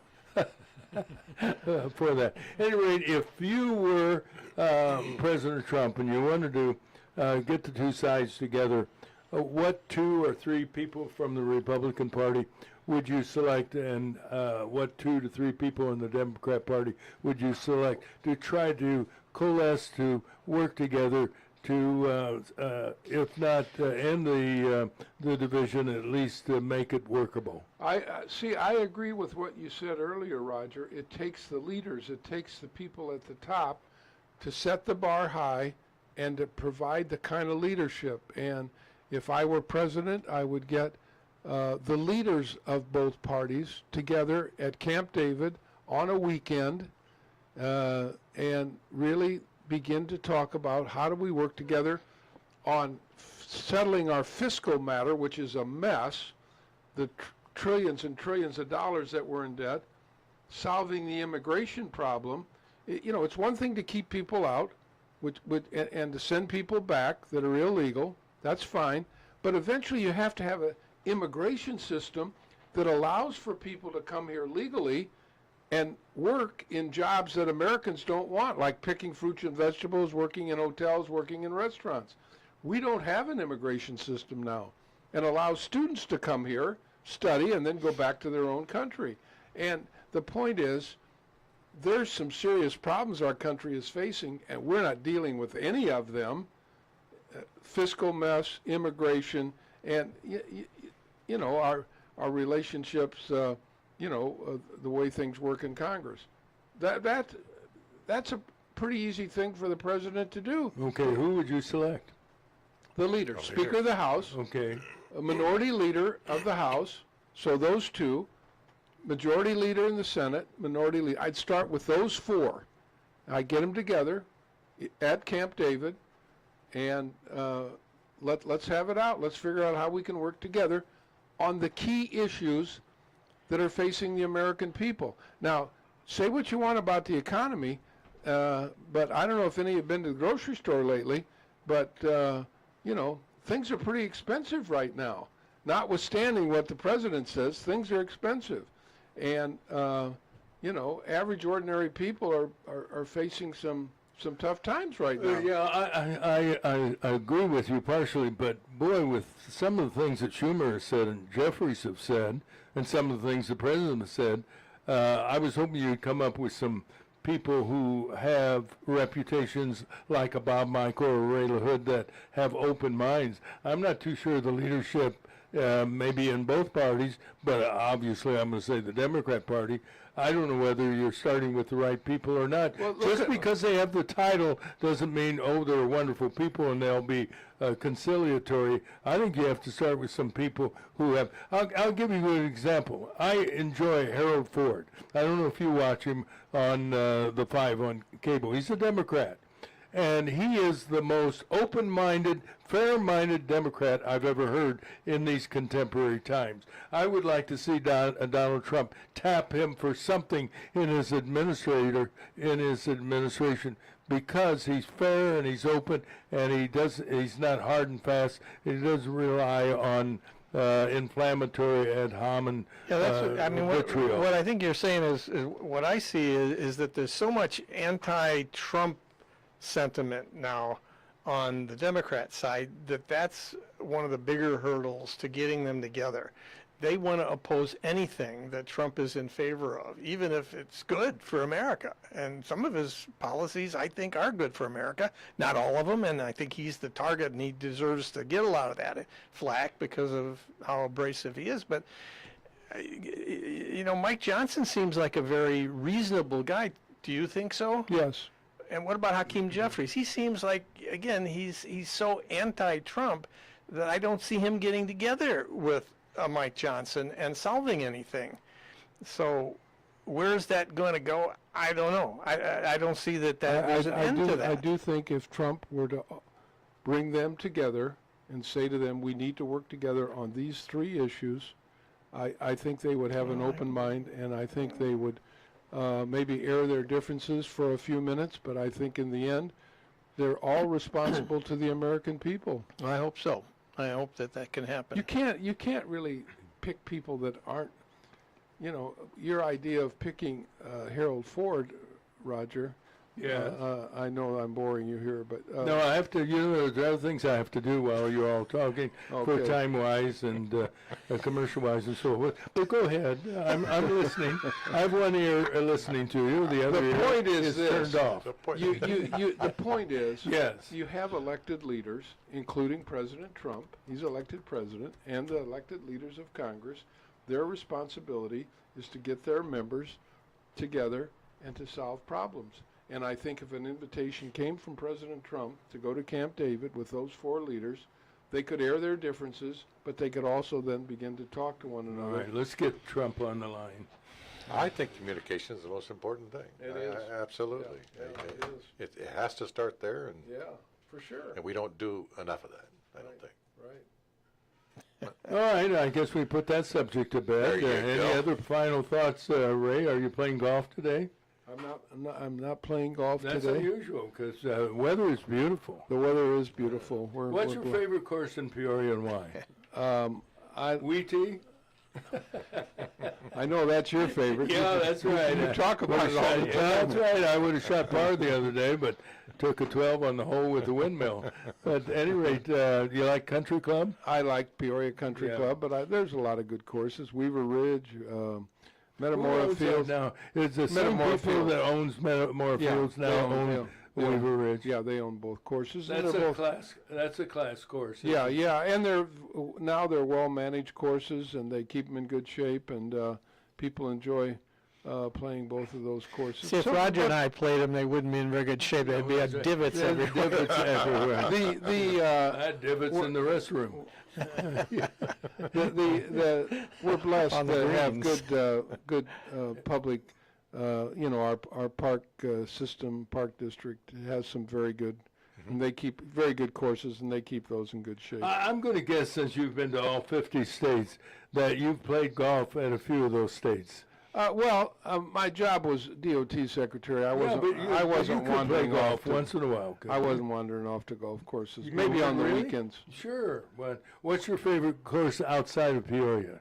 One time I played at Pebble Beach? Augusta with Bob Michael and a friend. How was he at golf, Bob? He was an average golfer. He loved to play. So, yeah, that's usually what they say about me. He loves to play, but he can't play worth a crap. No, Did you beat him? Did you beat him? No, he was better than me. Really? Yeah.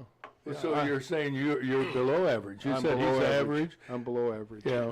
No, I think you're a pretty good golfer. I think you're underselling your talent as a golfer. I'm below average. Okay. Doesn't stop you from playing, though, does it? Not at all. Right. Not at all. All right. Well, good. All right. I think it's time to wrap this portion of our program up. Ray LaHood, you're going to stick around, or you're going to go play golf? Do you have any more things to talk to me about?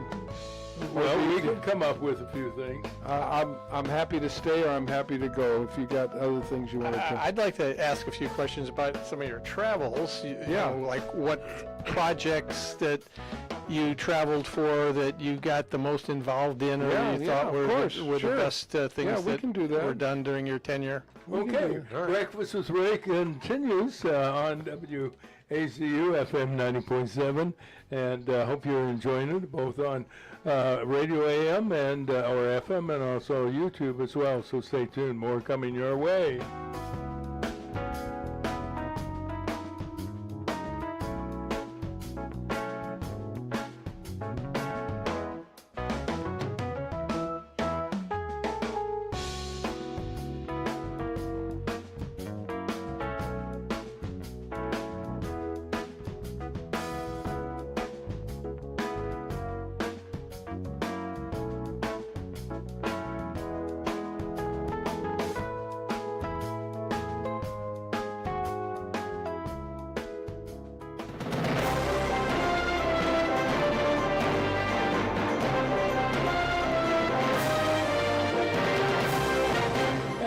Good morning, everybody. It is Thursday, September 25th, and we start with a check of the weather brought to you by your hometown Community Banks Division of Morton Community Bank.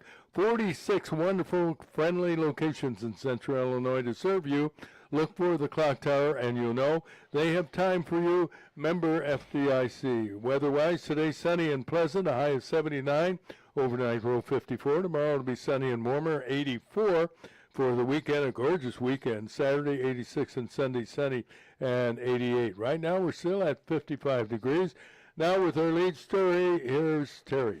Another radical leftist has been involved in a deadly shooting at an ice facility in Dallas, Texas. 29-year-old Joshua Jane killed himself after he shot and fatally wounded two others. All three of the victims were detainees about to be transferred from a van to an ice building for processing. Authorities said the gunman fired from a nearby rooftop. Bullets were found near the body of the killer that contained the words anti-ice. Just 2 months ago, an ice facility in nearby Alvarado, Texas, came under an attack, and a police officer wounded as he responded to a call for vandalism. Officials say it was a carefully planned ambush. 16 people arrested in that incident. ICE officials and Republicans are still calling for an end to the vicious rhetoric from Democrats like Gavin Newsom and J.B. Pritzker, who continue to falsely claim agents are grabbing migrants off the streets because they're brown and have an accent. They're not alone. Some of the false claims and attacks against government agents are coming from the national media, fostering a climate of hate similar to what motivated 22-year-old Tyler Robinson to shoot and kill 31-year-old Charlie Kirk. There was a good chance Nidal Hassan will be executed. You're wondering, who is that guy? Well, he's the 55-year-old supporter of Islam who went crazy at Fort Hood, Texas. It happened in the year 2009. While he was serving in the Army, he killed 13 soldiers, wounded 32 others, and he admitted the shooting was done to protect the Islamic Empire from the United States. The former major was sentenced to death in 2013, but has been using all kinds of legal appeals to prevent his execution. During his last days as president, Joe Biden commuted sentences of 37 people on death row. They've been described as the worst of the worst. The Trump Justice Department is having all 37 moved to a supermax prison in Colorado. The Justice Department said the prisoners will face a different kind of confinement consistent with the security risk those inmates present because of their horrible crime. Former FBI Director James Comey could be indicted for lying to Congress. The Department of Justice weighing perjury charges for alleged false testimony before Congress in the year 2020. Republicans, of course, remember when Peter Navarro, a White House advisor, went to prison for 4 months because he refused to appear before a Democrat-controlled congressional committee. Conversation continues among local Republicans following the appearance of Mike Pompeo in Peoria. The former director of the CIA and former Secretary of State spoke before a huge crowd Tuesday evening at Haven on the Farm. The event was Congressman Darren LaHood's annual Sizzle and Swizzle fundraiser. Pompeo gave inside views of Russian President Putin and Chinese leader Xi Jinping. He later spoke at a smaller gathering at a local home to the delight those fortunate to be present. Among those was Peoria attorney Kevin Sullivan, who exclusively told our listeners yesterday about the experience. Unfortunately, the appearance of one of the most celebrated directors of the CIA was ignored by our local news media. Officials at the Peoria Civic Center are bragging the past fiscal year was a big financial success. The facility counted over $8 million in revenue. That's an increase of $750,000 over the previous period. That's a record, but not enough probably to terminate the HRA taxes, which are collected to offset some operating expenses. The production of Wicked was a winner, producing $2.7 million in ticket sales. And finally, it's final. The city of Peoria now owns more property in Peoria than Diane Oberhelman. As a result of an auction, the city outbid Morton Bank for land owned by Exposition Gardens, the price $1.2 million. And now we'll get news from WCBU, brought to you by Spoon River Home Health. Since 1993, those folks providing home health care with nurses, therapists, and home care assistants, locally owned and operated. Spoon River Home Health, available 24/7 at 245-0723. From the WCBU newsroom, I'm June Delahunty. Peoria City Council members are getting their first look at the city's proposed 2-year budget. The recommended spending plan was presented at this week's council meeting. It has 2026 anticipated expenses of $301 million and projected revenue at $298 million. City Manager Patrick Urich says the plan has sufficient resources to cover debt payments and get through any downturns in the economy. This budget fully funds public safety pensions and prepares the city for the next phase of our combined sewer projects, the two largest fiscal challenges the city faces. The figures represent a 3.6% decrease in expenses and a 1.4% drop in revenue. The council will begin budget discussions at a special meeting next Tuesday. A renowned oceanographer known for locating the wreckage of the Titanic 40 years ago this month will be in Peoria this week to discuss that historic finding. Robert Ballard will speak at Bradley University on Thursday night to start the Osher Lifelong Learning Institute's Voices and Visionaries Distinguished Speaker Series. He will reflect on the groundbreaking expedition and his career in ocean science. His appearance is hosted in partnership with the Peoria Riverfront Museum. Ballard will also be on hand at the museum Saturday for the debut of a traveling exhibition entitled Finding Titanic, The Secret Mission. The Peoria Art Guild has a new executive director. Megan Scott took over the leadership role earlier this week following approval by the Guild's board of directors. Scott relocated to Peoria from Oklahoma City 2 years ago. She brings experience in strategic planning, fundraising, grant management, and nonprofit leadership. In an open letter to members, Scott says organizations like the Guild are essential to the health and well-being of everyone in the community. The Guild will host its annual Fine Art Fair this weekend. Illinois Governor J.B. Pritzker is asking state agencies to start setting money aside for a potential economic downturn. Pritzker is ordering that agencies under his watch set aside up to 4% of their budgets for the ongoing state fiscal year that extends into next summer. That's because of what he calls the disastrous state budgetary effects that loom from Trump's tax cuts, tariffs, and program reductions. I'm June Delahunty, WCBU News. Well, let's get into the world of sports. Dr. Gene Sidler's here with the latest. Cubs win. Cubs win. One. Yes, they ended their 5-game losing streak last night, beating the New York Mets 10-3. Cubs now have clinched second place in the National League Central. They're still in control of the top wild card spot by 2.5 games over the San Diego Padres, and hopefully they can close that out. The Cubs will play the Mets again tonight at Wrigley Field, and then they'll host the Cardinals Friday, Saturday, and Sunday for the final 3 games of the regular season. The St. Louis Cardinals lost to the San Francisco Giants 4-3 in a late game on the West Coast last night. The Cardinals are off today. They'll finish this season with the 3 games at Wrigley Field against the Cubs. And the White Sox lost to the New York Yankees last night 8-1. Aaron Judge hit 2 home runs, his 50th and 51st. The Yankees move into a tie with the Blue Jays in the American League East with 4 games left for each team. The Sox on the other hand, suffered their 100th loss of the season. The 2 teams will play one more game tonight, White Sox at Yankees, and then the White Sox will finish their season with 3 games in Washington, D.C. against the Nationals on Friday, Saturday, and Sunday. The NFL Thursday night football game tonight on Prime Video is an NFC West matchup between the Seattle Seahawks and the Arizona Cardinals. Both teams are 2-1 to start the season. Seattle is a 1.5-point favorite. Chicago Bears now 1-2 after their win over the Dallas Cowboys last Sunday. They'll play another 3:25 p.m. afternoon game this Sunday. It'll be in Las Vegas against the Raiders, 3:25 p.m. on CBS. Raiders 1-2 on the season, just like the Bears. Bears are 1.5-point favorites in the game. And college football, Illinois dropped to number 23 in the AP Top 25 after their embarrassing 63-10 loss at Indiana last weekend. They'll play at home on Saturday against number 21 ranked USC. That'll be at 11 a.m. on the Fox Network. USC is a 6.5-point favorite in the game. And Notre Dame also plays at 11 o'clock a.m. They're 1-2 after their victory last week over Purdue, and they are ranked number 22 in the AP Top 25. They'll play at Arkansas Saturday, 11 a.m. on ABC. Arkansas is 2-2 on the season, but Notre Dame a 3.5-point favorite. They were 26.5-point favorites last weekend over Purdue, and I think they won by 30-some points in that game. So they might be bouncing back and looking more like people expected them to be this year. But we'll see.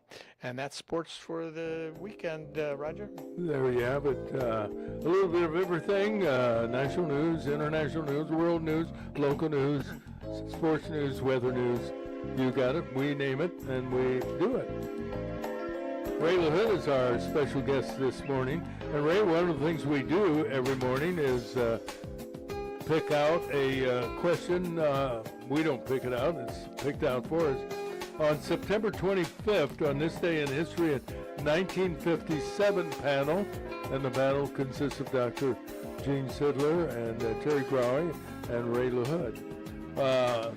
The historic incident, and I'll give you a clue, involved a racial incident. What was it? In the U.S., did you say? Yes, in 1957. Was it at a college? No. No, 57. I know what you're thinking. But you're in you're. How about the students? Some of those. Yeah, you're on it. It's the involvement of students going into. Yes. For discrimination against. No, the students that went into Little Rock You're right. high school, and You're exactly right. Ray LaHood's got it. Did you look? The name of the that's high what you school. were thinking of, wasn't Yeah. it? Well, Jim? I was thinking of the Mississippi integration. Wrong state. In Georgia. Yeah, and President Eisenhower called in the National Guard to help him get into the school safely. You're exactly right, Ray. Well, I used to be a social studies teacher for 6 years. Do you remember the name of the high school? Little Rock High School. Little Rock, but it had the same name as a Peoria school. Little Rock Central? Yeah, exactly right. Really? Yep. Well, I'm going to get invited back. I can see that. Yeah. You're gonna, The students, how many were there? There were 9 students. Thank you for the answer. Rather than asking the question, thank you for the answer. what were their names? No, yeah. Okay, they were escorted by an Army unit. Do you know what the Army unit was? Arkansas National Guard. U.S. Army's 101st Airborne Division. They entered an all-white Central High School in Little Rock. 3 weeks earlier, Governor who? Wallace. Faubus. And what party did he belong to, boy? Democratic. He was Exactly right. I want to emphasize, Democrat Governor Orville Faubus had surrounded the school with state National Guard troops to prevent execution of a federal court order that the school achieve racial integration. Blocked at the door, the students endured intense verbal abuse from a white mob. And after a tense standoff, President Dwight Eisenhower, just a quick question, what party did he belong to? Republican. Yeah, isn't that amazing? Federalized the Arkansas National Guard and sent in the paratroopers to enforce the court order. After Eisenhower's action, the Little Rock Nine entered the school, and of course they had some other things that went on. But at any rate, Let me just say, September 25th. Yes. when people today think that things are bad, think of the '60s. They were really bad. Well, I mean, just think about this. John F. Kennedy's assassinated. Vietnam War begins. All of the protests around the Vietnam War. Democratic convention in Chicago where Mayor Daley says shoot to kill any protester. Martin Luther King's assassinated. Robert Kennedy's assassinated. All that year? No, All during the 60s. All in the 60s. That was a very turbulent, difficult time in the history of our country. Absolutely. And then you think about, for the Republican Party, 1972, the first president ever to resign from office, and that turned the Republican Party upside down, led to the defeat of Gerald Ford as president, and Jimmy Carter became president. So this idea that things are a little upside down now, compared to other times, and you just read what happened down there in Little Rock, Arkansas, when these students wanted to integrate the white school district. And the good thing, Ray, is we got through it. We got through it. And we'll get through what's going on now. They say, oh, it's so bad. It's always, every generation, every decades or whatever, have their own problems, and they get through it. We get through it because ultimately leaders step up and lead. And you didn't mention all the anti-war protests in the Vietnam War going on at that time as well. It was really it was horrible. A mess. And then drop out. What was it? Drop out, drop in, or it's a big drug thing. Were you in medical school back then, Gene? Back then they had a 2S deferment, which I had when I was in college, and then because I got accepted to medical school graduated Bradley in 71, and then got accepted to medical school, I was able to continue my 2S deferment, but they instituted the lottery. And my birthday came up with a very high lottery date, so I decided to drop my deferment and wait out my year of eligibility, which I knew they wouldn't going to get that far to draft me. And so I never was drafted and did not serve. But yeah, that's how I got into But yeah, actually, then they instituted a doctor's draft, and so I became eligible again for 4 years while I was done with medical school. But again, they never reached. You keep the same lottery number, and I never got drafted as a doctor either. But that was a turbulent time, and I had friends who ended up in the war, Right. and very, very sad that we had to go through that for very Very little much gain. so. Very And we much so. found out years later that there was a little bit of falsehood, have you, lying in Washington about what was really going on That's right. with that war, and Right. we got through it. Yeah, we got through it. Exactly. All right, we have some more questions because you all answered that very quickly, particularly Ray LaHood receives the award. What secretary delivered White House Consul Vince Foster his last meal? What secretary? Well-known name that you have forgotten. And I will tell you, the initials are LT.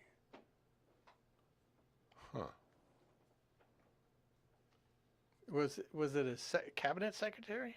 No, it was some female, It some woman. was a secretary. Yes. How would anyone possibly know the answer to that question? Terry Chamberlain would know if Well, she were here. get her on the line, see if she knows. Terry is. Linda Tripp. Linda Doesn't that Tripp, ring yes, a bell? yes. Oh, yeah. She was that close her. confidant Yes. of what's her name? Hillary Clinton. No, the girl that had the affair. Yeah, Monica Lewinsky. Oh, Linda Tripp was the one that she confided in, and that's how it all came out. What historic figure was always considered to be an instant conversation stopper during online chat? Evil person. And they use his name a lot now to attack Republicans. Hitler. Adolf Hitler is correct. What MTV, you'll know this one, Ray. What MTV twosome wear T-shirts honoring AC/DC and Metallica? It's Beavis and Butthead. Very good.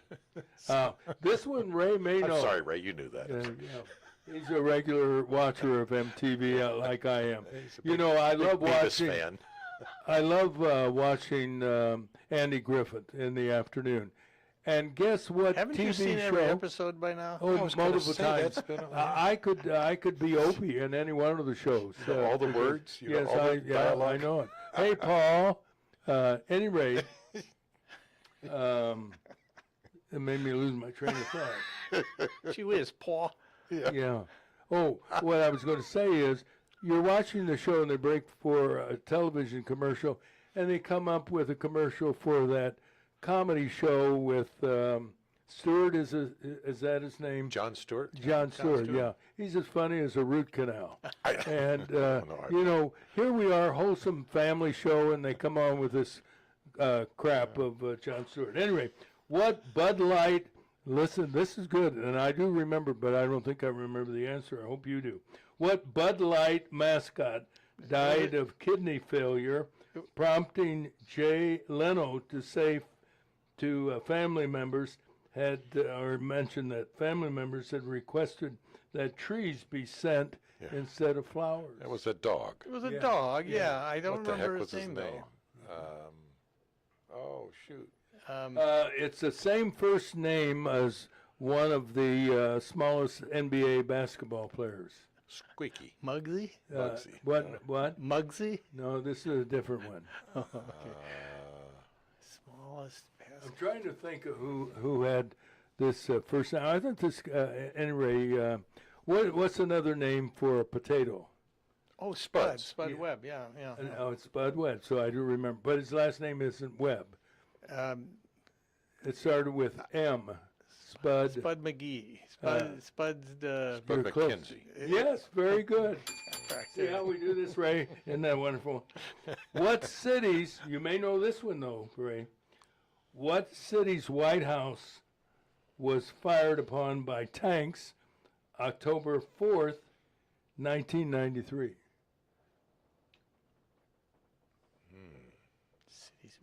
House? It was The that governor city's, mansion, you mean? city's- it's a foreign country. Oh, What city's White House was fired upon by tanks? a foreign country. A foreign country, yeah. And I wonder if What you've year? ever been to this country. Vietnam? Was it in Vietnam? No, No, in wrong part of the world. South America. What's one of our adversaries? Russia. Yes, Moscow? yes. Do you remember that? I've been to Moscow. Yeah, I don't have any idea what you're talking about. yeah. Yeah, I don't remember that either. According to this, October 4th, 1993. All right, you flunked that one, boys and girls. What European brewery smashed 17 million green bottles Heineken. after a glass splinter was found in one during a safety check? And Heineken is correct. Very good. I'm not a beer drinker, One- but I know they have green bottles. Yeah. What New World religion had its right to perform ritual animal sacrifices upheld by the U.S. Supreme Court? Mhm, that was Caribbean. Starts with the letter S. Yeah. It's just it's just, Satan? no. Well, you're close. It's a French word, right? Well, I don't know. I don't know. Santeria? Does that sound right? Santeria. Santeria. Santeria. Yours is a little closer than mine. I guess Yeah. it's And one final sports question. What Olympic champ played an HIV-infected chorus boy in the off-Broadway play Jeffrey? say that again. Why? What and I'll help you out. It Olympic- was a swimming. Yeah. What Olympic? Louganis. Craig Louganis. Very good. Yes. See how bright this panel Yeah, is? very Dave? smart. Yeah. I'm impressed.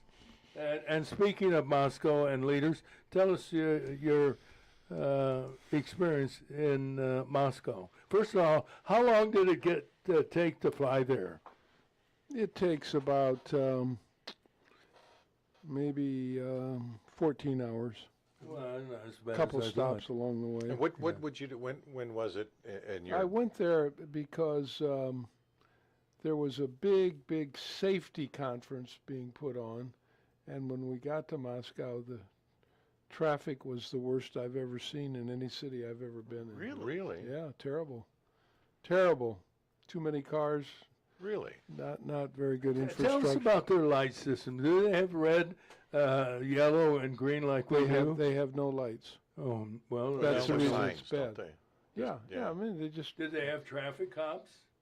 I didn't see many traffic cops. Traffic was bad. You don't see. You're old enough to remember when we used to have traffic cops in downtown Peoria Yeah, directing traffic during Right. rush hour. right. Yeah, well, that's when things were busy in downtown Peoria. Did You're right. you take Kathy on many of these? Yes, I did. Did you? Okay. Yeah, All right. we did. Yeah, for sure. Nice. Yeah. So Yeah. what was your favorite foreign country that you felt safe and You know, blah blah blah? I've always leaned towards the Middle East. Oh really? Yeah, I've been to Lebanon 21 times, but I've been to Been Egypt. I-2, obviously. Yeah. Do you have of course. relatives in Lebanon today? No, I don't. Okay. And there's more But the people. Middle East, I think, is I've been to Saudi Arabia, been to Egypt, been to Dubai.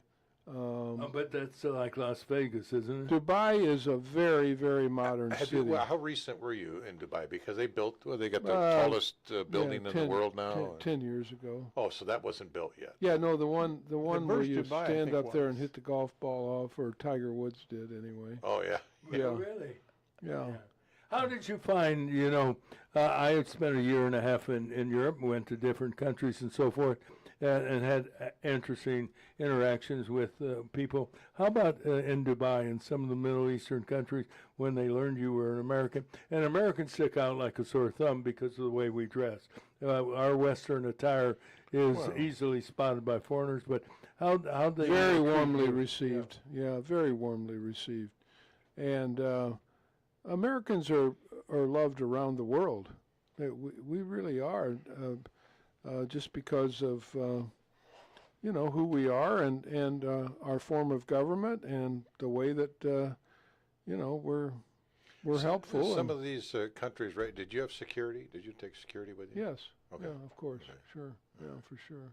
And do you have the same 1, 2, 3, however many people were your security? Were they the same guys for many years or gals? When I was at DOT, they Yeah? were. Yeah. Okay. Uh-huh. So you got to know those guys. pretty Oh, very obviously. well. Yeah. Oh, yeah, very well. I don't mind telling you, in my travels, I only had a couple of bad experiences. One was I was able to travel on military hops. You know, if you learn Yeah. that a plane, a C-46, 47, was going to, in this example, Copenhagen, say, hey, can I tag along? And they said, sure, but you had to wear your uniform when you were on a military hop. So when we landed in Copenhagen, I was in downtown Copenhagen wearing my uniform, looking for where I could stay, just a sleeping room for that matter. And I walked by a Danish businessman. He was carrying a briefcase, and he spit on me. And so he didn't spit on me. He spit on the United States of America. Sure. And I stopped, turned around, and I said, hey, buddy, why'd you do that? He said, oh, and he was very sarcastic in responding. I said, you know, I'd punch you in the nose right now. And I knew that all I had to do was make the threat, because if I did anything, they'd throw me in jail and throw the key away and so forth. So that was my worst experience in Europe. And as you know, Denmark was not exactly cozy with the United States during Right. World War II. Right. Exactly. But you never had a bad experience Not at any really. time when you No, traveled? no, Well, no. you were a big guy. People knew who you were. Well, I don't know about You ever that. been to Casablanca? Yes, I have. Rick, did you go to Rick's place? Yes, I did. Really? Oh, Yeah, no, that's a fun place to visit. yeah, Yeah. neat. And Rome. Have you been to Rome? Many times. What tips do you have? My wife's going to Rome here pretty soon. And, Try and get an audience with the Pope. well, she's hoping. She's going with the bishop. Have and you had he's, an audience? And with he's him? from Chicago. You So did. she's hoping that they get a little, I don't know if they will, but she's Yeah. hoping. Yeah. Tell us about your experience. It was Pope John Paul? Yes, it was, and he was Wow. not very well. But we were there on Easter Sunday and went to mass Wow. that he celebrated. Yeah, Wow. yeah, And then yeah, you had out a on the private audience plaza. with, yeah. oh, okay. Yeah. Wow. What'd you say to him? God bless you. Yeah, there you go. He, And he he said didn't the same to speak you? great English. He though, did didn't. No, No. no, and he was not in very good health. So it was very quick. Yeah. I But said- what a thrill, though. yeah, of Did it give you- course. Did it give you goosebumps? No, not goosebumps, but Boy, it would me, yeah. because I'm Methodist. That's called worry. Yeah, well, that's it. Well, he didn't have a word. You know what? You know, you wrote this book on bipartisanship. With your travels, and I know what you're going to say. No, I don't want to do it. You ought to write a book about your travels and the people you met. I think people would find it fascinating. You've had an exciting life. Your parents would be very proud of you. Very proud, very much so. Yeah, for sure. My grandparents think about their grandson being a member of Congress and Yeah, you bet. member. What did your parents and your grandparents do for a living? They were all in the restaurant business. Yep, that was it. They Here worked in, hard here every in- day Here in Peoria? Here in Peoria. Where were the restaurants? It was on Jefferson and MacArthur, right across from Vashon Brake. My I'll be grandfather. doggone. Yeah. And was it back in the days of Dragus, Phillips 66 station? Was Yeah. that at the You were on the intersection? corner. You were Right in on the corner. In the old Yeah. Blue Note. Where Yeah, the Blue yeah, Note, the old, uh, yeah, exactly. Yeah, yeah. How come you didn't get into the restaurant business? Because my dad had the good sense to make sure I went to college. Yeah. And you He did. didn't want me to. All right, this is it. Are you going to news now? Yes, or- we're yeah, going to okay. the Well, news I'm going. You're going to bug Going out. home. Okay. I'm gonna. Hey, thanks for coming in. Thank you. I just checked. Our ratings have gone up. Yeah, as a do result you of need your my opinion. address for the check to be mailed or not? Yeah, I'll get it to you. So you gonna dilly dally or lallygag the rest of the day? I'm gonna dilly dally and have fun. Both. And have fun. Thank you, Ray, guys. thanks for coming Thanks, in. Ray. Appreciate it. Now the news and weather.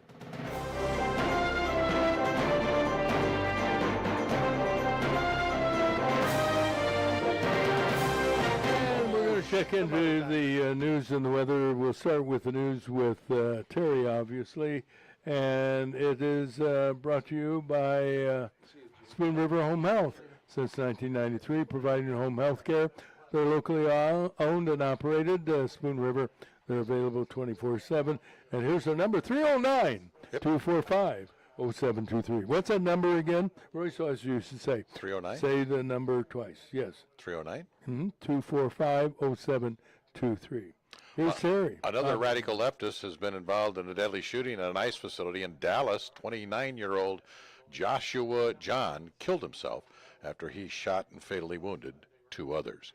ICE officials and Republicans are still calling for an end to the vicious rhetoric from Democrats like Gavin Newsom and J.B. Pritzker, who continue to falsely claim agents are grabbing migrants off the streets because they're brown and they have an accent.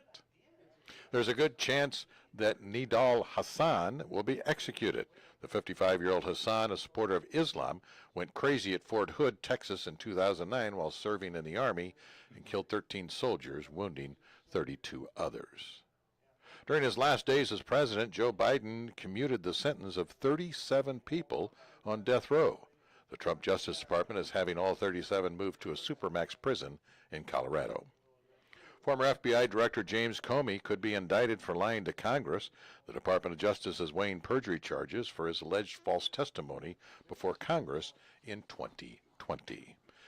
In local news, talk continues among local Republicans following the appearance of Mike Pompeo in Peoria. The former director of the CIA and former Secretary of State spoke before a huge crowd Tuesday evening at Haven on the Farm. The event was Congressman Darren LaHood's annual Sizzle and Swizzle fundraiser. Unfortunately, the appearance of one of the most celebrated directors of the CIA was ignored by local news media. Officials at the Peoria Civic Center are bragging the past fiscal year was a big financial success. The facility counted over $8 million in revenue. The production of Wicked was a winner, producing $2.7 million in ticket sales. And you didn't see it. I didn't see it. What's Dr. that? Sidler No, I didn't didn't see see Wicked. No, Sidler I saw don't it. even like the title. Wicked. Is it a takeoff on Over the Rainbow? No, well, yeah, The Wizard of Oz. Yeah. It's a musical.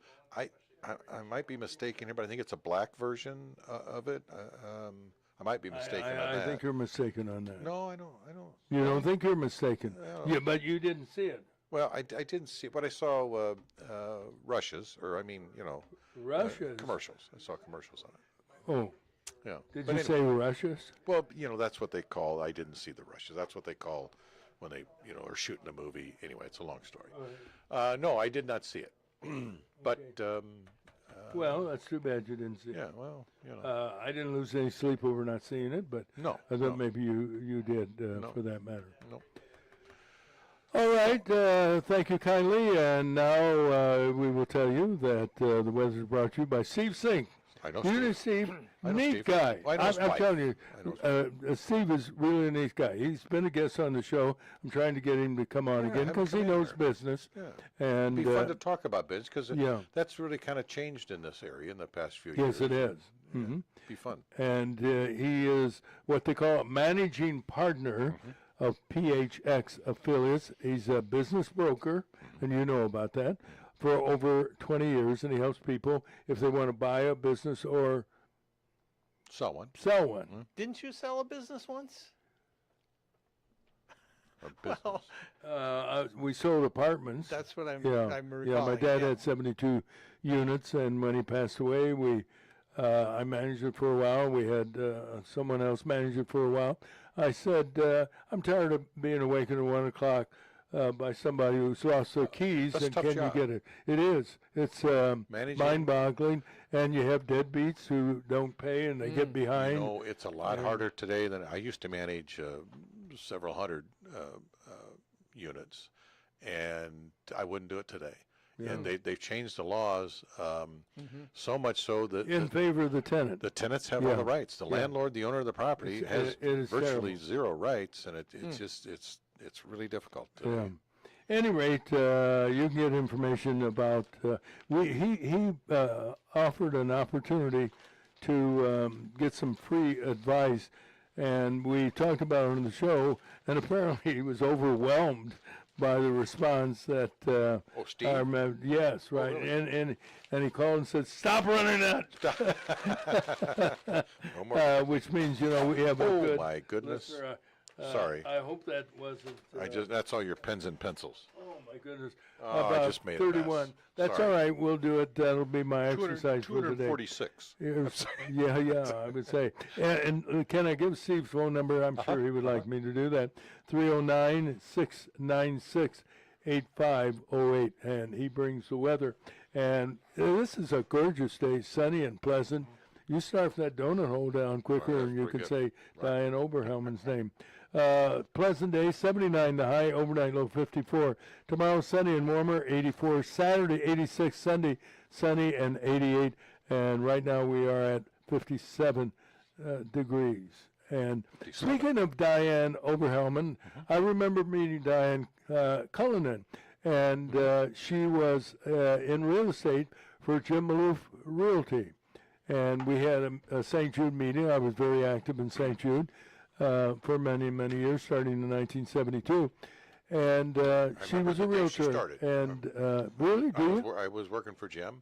I remember the day she started. She was very pregnant. I didn't know that. Yeah, when she started. Lovely person, lovely Very personality, and she has done so much for this community with her leadership in real estate and development, and I think she is the catalyst for what's going on in Pekin. I think she was involved in bringing in Marshalls and Five Below and Ross Store, and those will be very, very successful. She was born Diane Allen. Did you know her father? Fred Allen. Fred Allen was her father. He was an attorney, as I he was. recall. Right, and a nice guy, really Very nice guy. Had a yeah. nice home there on Detwater Drive. Mhm. Nice That's home. right. Boy, you've got a great He memory. supposedly Supposedly, all was right. one of the first attorneys in this area. I don't know if it was the country, but definitely this area, who settled a personal injury lawsuit for over $1 million. He was the first. Yep. So he was a liability. They called it the Secret Seven Club back then, and yeah, he was. I'll get down in my hands and knees and fix all that. I dumped over a whole big. I don't know how many pens and pencils are in there. Yeah, you know, I probably have 150 Pens and pencils, in a cup. Is there a place that you could take them versus just throwing garbage. Away? I hate to do that though. I know. You know, there are people in Indochina that probably would love to have a pen. They can't write. You know that drug reps love to leave pens at doctors' offices Oh, gosh, yeah. with drug names on them. Yeah, because that's how they think. Yeah, that's. Oh, I'm going to order. Oh, this. I'll prescribe So this. when There's I a pen. retired, I cleaned out some drawers at my office. I must have had. Cleaned out your drawers? No, I must have had 10,000 pens, and I'm not exaggerating. I must have had at least 10,000. Multiple boxes full of them. Yeah. So what do you do with Well, pens? obviously with that many, I had to throw probably 90% of them away. I still have bags of hundreds, if not thousands, I have of them. bags under but my you know, if they eyes. sit long enough, they dry out and They do. and they don't write. Even if they're full of ink, They do. you cannot Yeah. get them to write. So Well, why don't you throw them away? little by little, as I grab them, I I- usually have to grab 10 or 15 before I find Yeah. one that writes, and then I throw all the And rest there's away. there's no lead in the well, the Viagra one still had lead in it. Yeah. That's what my doctor said. There's no lead in it, Roger. So Yeah, there's forget it. nothing to do Yeah. other than just pitch them. Nobody's going to take them, I don't think. They're not worth anything. All right, we have some time reminding, and again, our remaining. Thanks, Ray LaHood. We've had some fun with this, and some listeners say they enjoy playing with us. I'm going to play some music, and you tell me the name of the song Oh, jeez. and who the artist. And I wanted to start with an easy one, and I think I'll do that instead of the first song I was playing. Let's. Are you going to have another donut? Another donut. Yeah, such a great. Can we do a close up? No, we can't do it close up. Let's first of all let me get rid of what. So is it music trivia? Yeah. Okay. Here we go. Here's the first Well, Gene's song. pretty good. This will be. Oh, the Lion Sleeps Tonight. It's the oh God, it's the Tokens. Okay, Lion yeah, Sleeps Tonight. Well, both of you did a good job. You had the title, and he Lion had the Sleeps token. Tonight, yeah. Well, you did so good. Then I'm going to go back to the one that I was going to start with and see how you do on this one.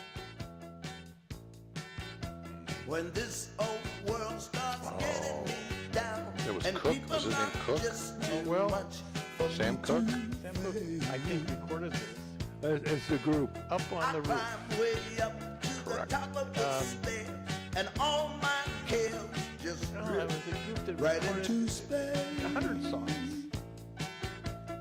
All the only place I It's a group. It's a group. It's not one singer. where you just have to wish to. What do you sometimes call homeless people? People who go from one place to another. Now when I come home feeling tired and beat, I go Starts with the letter P. A relative. Yeah. An uncle we don't like. The Drifters, right. And what's the name of the song? Up on the Roof. I missed that. That's right. I That's mean, okay. I missed I a was lot. listening. I was listening. Yeah, I'm glad somebody was. All right, see what you do with this one. You get this one very quickly. The twist. It's like That's Chubby right. Checker. No, it's not by It's Chubby. not Chubby. No, it is not. No, it's a black guy. Is it not? His first name is the same first name of a home run hitter for Atlanta. That doesn't help me. Former Atlanta. They broke a record, and guys ran out in the field as he was rounding the. What's his first? Hank is right. Hank Aaron. But this is Hank who? Williams. Hank. Starts with the letter B. Never heard of him, and I don't think you did either. Hank Ballard. No Does that clue. ring a bell? Blues singer. Okay, the blues singer. Yeah. All right. You'll get this next one. These are all songs from the 60s. And let's see how you do with song number 4. Wipeout. No. Surf one. Surfing USA? I just listened to this a couple days ago. Telstar. No. Has to do with exercise. Exercise. Yeah. If you have a curb, normally you have what? If you have a street and a curb, Gutter. what's the- Sidewalk. All right, you almost got it. Driveway. Sidewalk. Well, you got it, but eliminate the word side. Walk. Yes. Walk what? Walk on the wild side? No. I don't know. I'm Doc. surprised. I should know this. If you don't walk, what do they tell you to Walk, do? don't run. Right, very good. Walk, don't run. Bye. Oh, no. Santo and Johnny. No. No. Think of what's one of the highways in California starting with the letter V? Ventura. Yes. So, what's the name of the group? The Ventures. Yeah, very good. All right, this next one is by one of my favorite singers, Okay. and Patsy Cline. no, it'd be Kathy Reynolds. Kathy So, Reynolds. yeah. At any rate, what's the name of the song and who's the singer? I told you, baby, how I feel. One word can close this deal. That's not a big song. Baby, my queen. of Well, first of all, we'll start with Please give me that the love first you name. got. What's a babbling what? Yes, don't say Yes. no. Brooks Benton? Brooke Make me feel Benton is good. correct, yeah. And what's the name of Well, the song? he sang a song Starts called with Total the- Evil, but Starts with the letter K. I'm not Sometimes you call somebody this, particularly a younger person. Kid. You're close. What'd you say? I said kid. Yes. Kid what? won't you say yes? Boy, you guys are This is not a song I recognize. Yeah, this is Kiddio. Kiddio? Kiddio. Obviously, that wasn't. No. No, Not and that's your familiar with it. favorite? Brooke Benton's my favorite. Oh, not that really? song. No. Okay. Brooke Benton. What? What else did he do? Oh, Boll Weevil. He sang Boll it. Weevil? Boll Weevil. yeah, but that isn't the one. that was his biggest hit, I think. No, I don't. I think he had. Boll no, Weevil? no, it wasn't Bull. He had two big hits, and Boll Weevil one was. But let's go on to the next song. Rainy Night in Georgia. Oh, that's a good guess. This is proving to be harder than I thought it would be. Yeah. From the '60s. Look, sometimes Arnold knows this. So are you on the chat? Because sometimes Arnold knows these. And she'll put No, Well, the nobody's title offering again, it. they just. Ooh, baby, baby. That's right. By. the Shondells. We had a store, a couple of stores in Peoria that started with the letter M. Montgomery? No. Montgomery Ward? One was, I believe, on Prospect. And the two MM. Mickey Mouse. Oh, something Mart. Yeah. That's right. Miracle Mart. Miracle Mart. The Okay, it Miracles. was the Miracles. That's right. I know you'll get this next one. This one. This We is could the- name that tune in 3 notes. Maybe not. You'll know this one very quickly.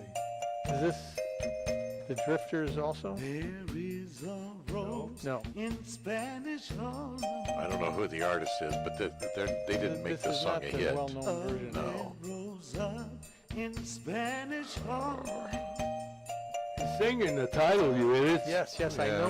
Spanish Harlem. Spanish Harlem. But the artist is going to be very difficult. He had 3 letters for his name. One was B, I can't give you the middle one because you'll know the answer, and the last one is K. B.B. King. What was that? Speak up. B.B. King? That was close enough. Benny King. Yeah. Oh, that's a different guy, though. That's different. Benny Well, King. then you didn't get it. I never heard of Benny King. Oh, you haven't? Yeah, I heard of Benny King. How do you find these? All these are well-known tunes, but it's not by the Well, artist. that pardon made it. me for picking the We're just trying to throw us off. Yeah, You're well, just trying to. It seems to work. Well, it's working. See how you do on this one.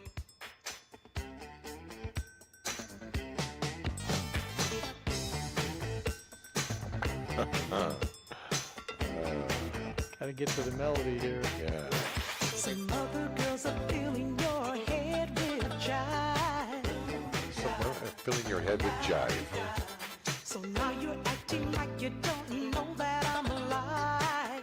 This is not No, a song. We this have was somebody never. in the chat room, and they can't get it either. This was never a hit. No, there's no answers coming in that I see. Never a hit. Oh, Ed Harper.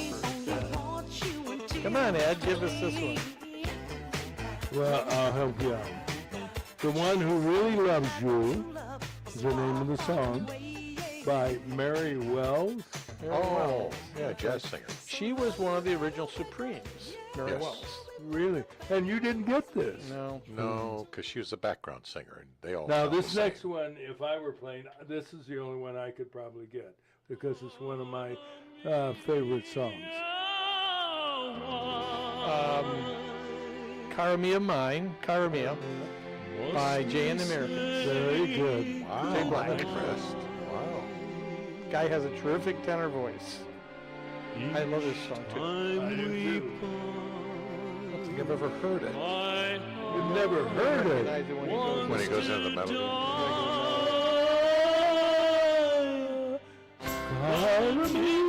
Oh, yeah. You know this song. Yeah.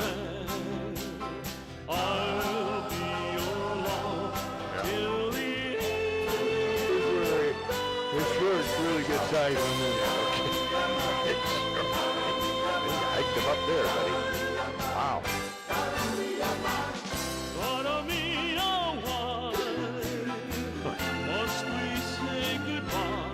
off on it's Jay Black, isn't it? He is Isn't still it? touring, although Jay his Black. voice No way. isn't as good. He's got to be like 80 or so. Yeah, I mean, he does solo now. But his last name is Black, isn't it? Jay Well, Black? that's his stage name. Yeah, his His real real name name was is, something different. In fact, it wasn't Jay's even Jay. Radio. Remember Jay's Radio in Peoria? His first name wasn't actually even Jay. I think it was David, but because they fired the original Jay, he had to change his name to Jay so that the group could keep the same name, Jay and the American. But yes, his name Steve is- Young would get these because I think he played Yeah, a lot probably. of music. Oh, yeah. I think you're going to get this next one. Yeah, even though you've been struggling, boys and girls. Seems this world has got you down. You're feeling bad vibrations round. Well, open your eyes, girl. Look at me. I'm gonna show you how it ought to be. Good time. Good thing, it's such a good thing, baby. And when your world don't seem just right, and your life's getting you uptight. All right, we'll disqualify you. Good Thing is the title of it. Paul Revere and That's the Raiders. Paul Revere and the Raiders? Yes, it is, sir. Oh, my. Mark Real Lindsay early. was the lead singer. Yeah. Who was? Mark Lindsay is the lead singer there. He went off on Well, a let us solo. go out on a win. Okay. You will get this one, and if you don't, I've got one more. I never did too much to make her stay here. Words of love to her I never say. I know this song. I guess I learned a lesson when she walked out to stay. And I'm sure gonna miss her. Sure gonna miss her. I'm sure gonna miss her. Gotta be sure gonna miss her. Yeah, that's the title. Yeah. Gotta be the title. I was sure you would get that with it. But who's it by? No clue. His last name is the same last name of a comedian that used to work with Dean Martin. Lewis? Yes. What's his first name? Oh, Gary Lewis Jr. Gary Lewis. So Gary Lewis and a Playboy? That's it. Yes. That's his son. Really? Jerry Lewis's son. Oh, I never knew that. I didn't know that either. Jerry Lewis's Oh, son. I never knew that. Yes. I never. Boy, that's fascinating. Well, we're going to close on a winner. I think he ended up disowning the entire family Yeah. because they all wanted part of Gary. his estate. Yeah, well, Yeah. Gary and all of his kids.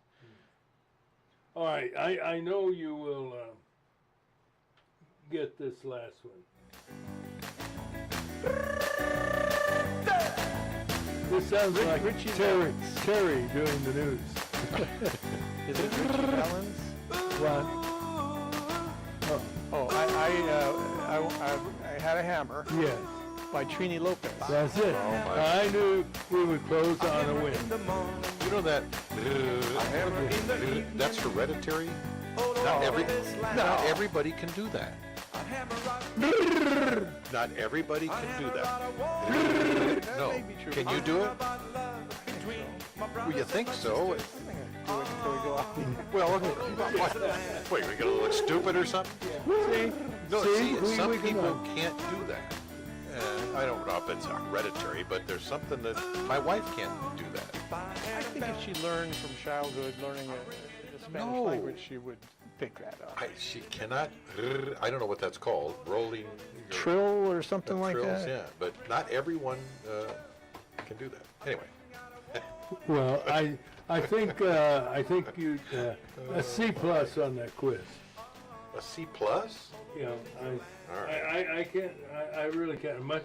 Much as I want to give you a high score, you didn't do. I thought you guys would do much better than what you did. We do better if Terry was here. Get a different album. Some of those just didn't sound like the original They did- version. No, No. that was a crummy rendition of the songs. If we had the real song, He's still alive, 80 years old. Gary Lewis. Really? Yeah. So is I he never still- knew that was Jerry's kid. Yeah. And how old is he? He's 80. All right, I'll give you a reprieve. All right. Let's see how you do on this one. Smile for me, my Diane. My Diane. That's gonna be the name. Yeah, well, very good. Who's it by? When I see What do you call the men at a wedding who serve? Groomsmen. Okay, what's another word for before they? What do you call the guy before he gets married? Bachelor? Yeah, It's a bachelor? the bachelors. Yeah. No, you didn't know that. No. That's not a big Oh. hit. Okay, well, I'm trying to help you It's the out. first time Unless it's it's ever been back played. in the 40s or something here. That one I don't recognize. Down I know. In That Bush- Boondocks by I don't know who it's by. by the this is a song from my this young era. guy, right?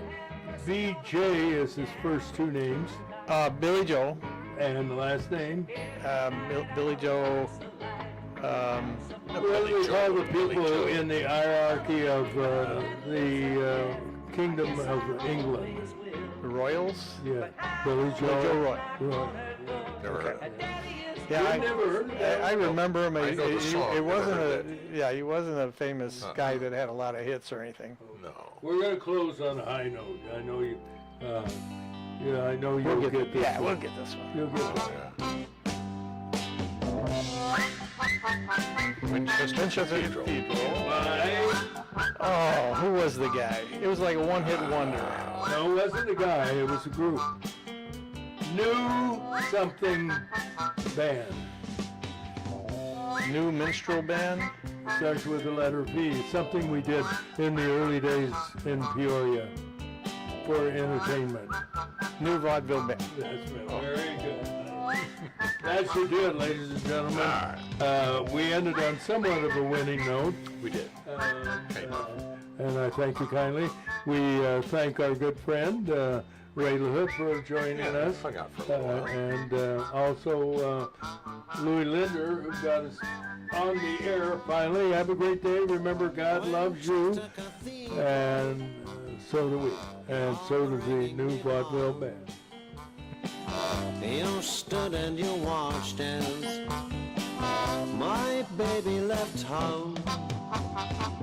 You could have done something, but you didn't try.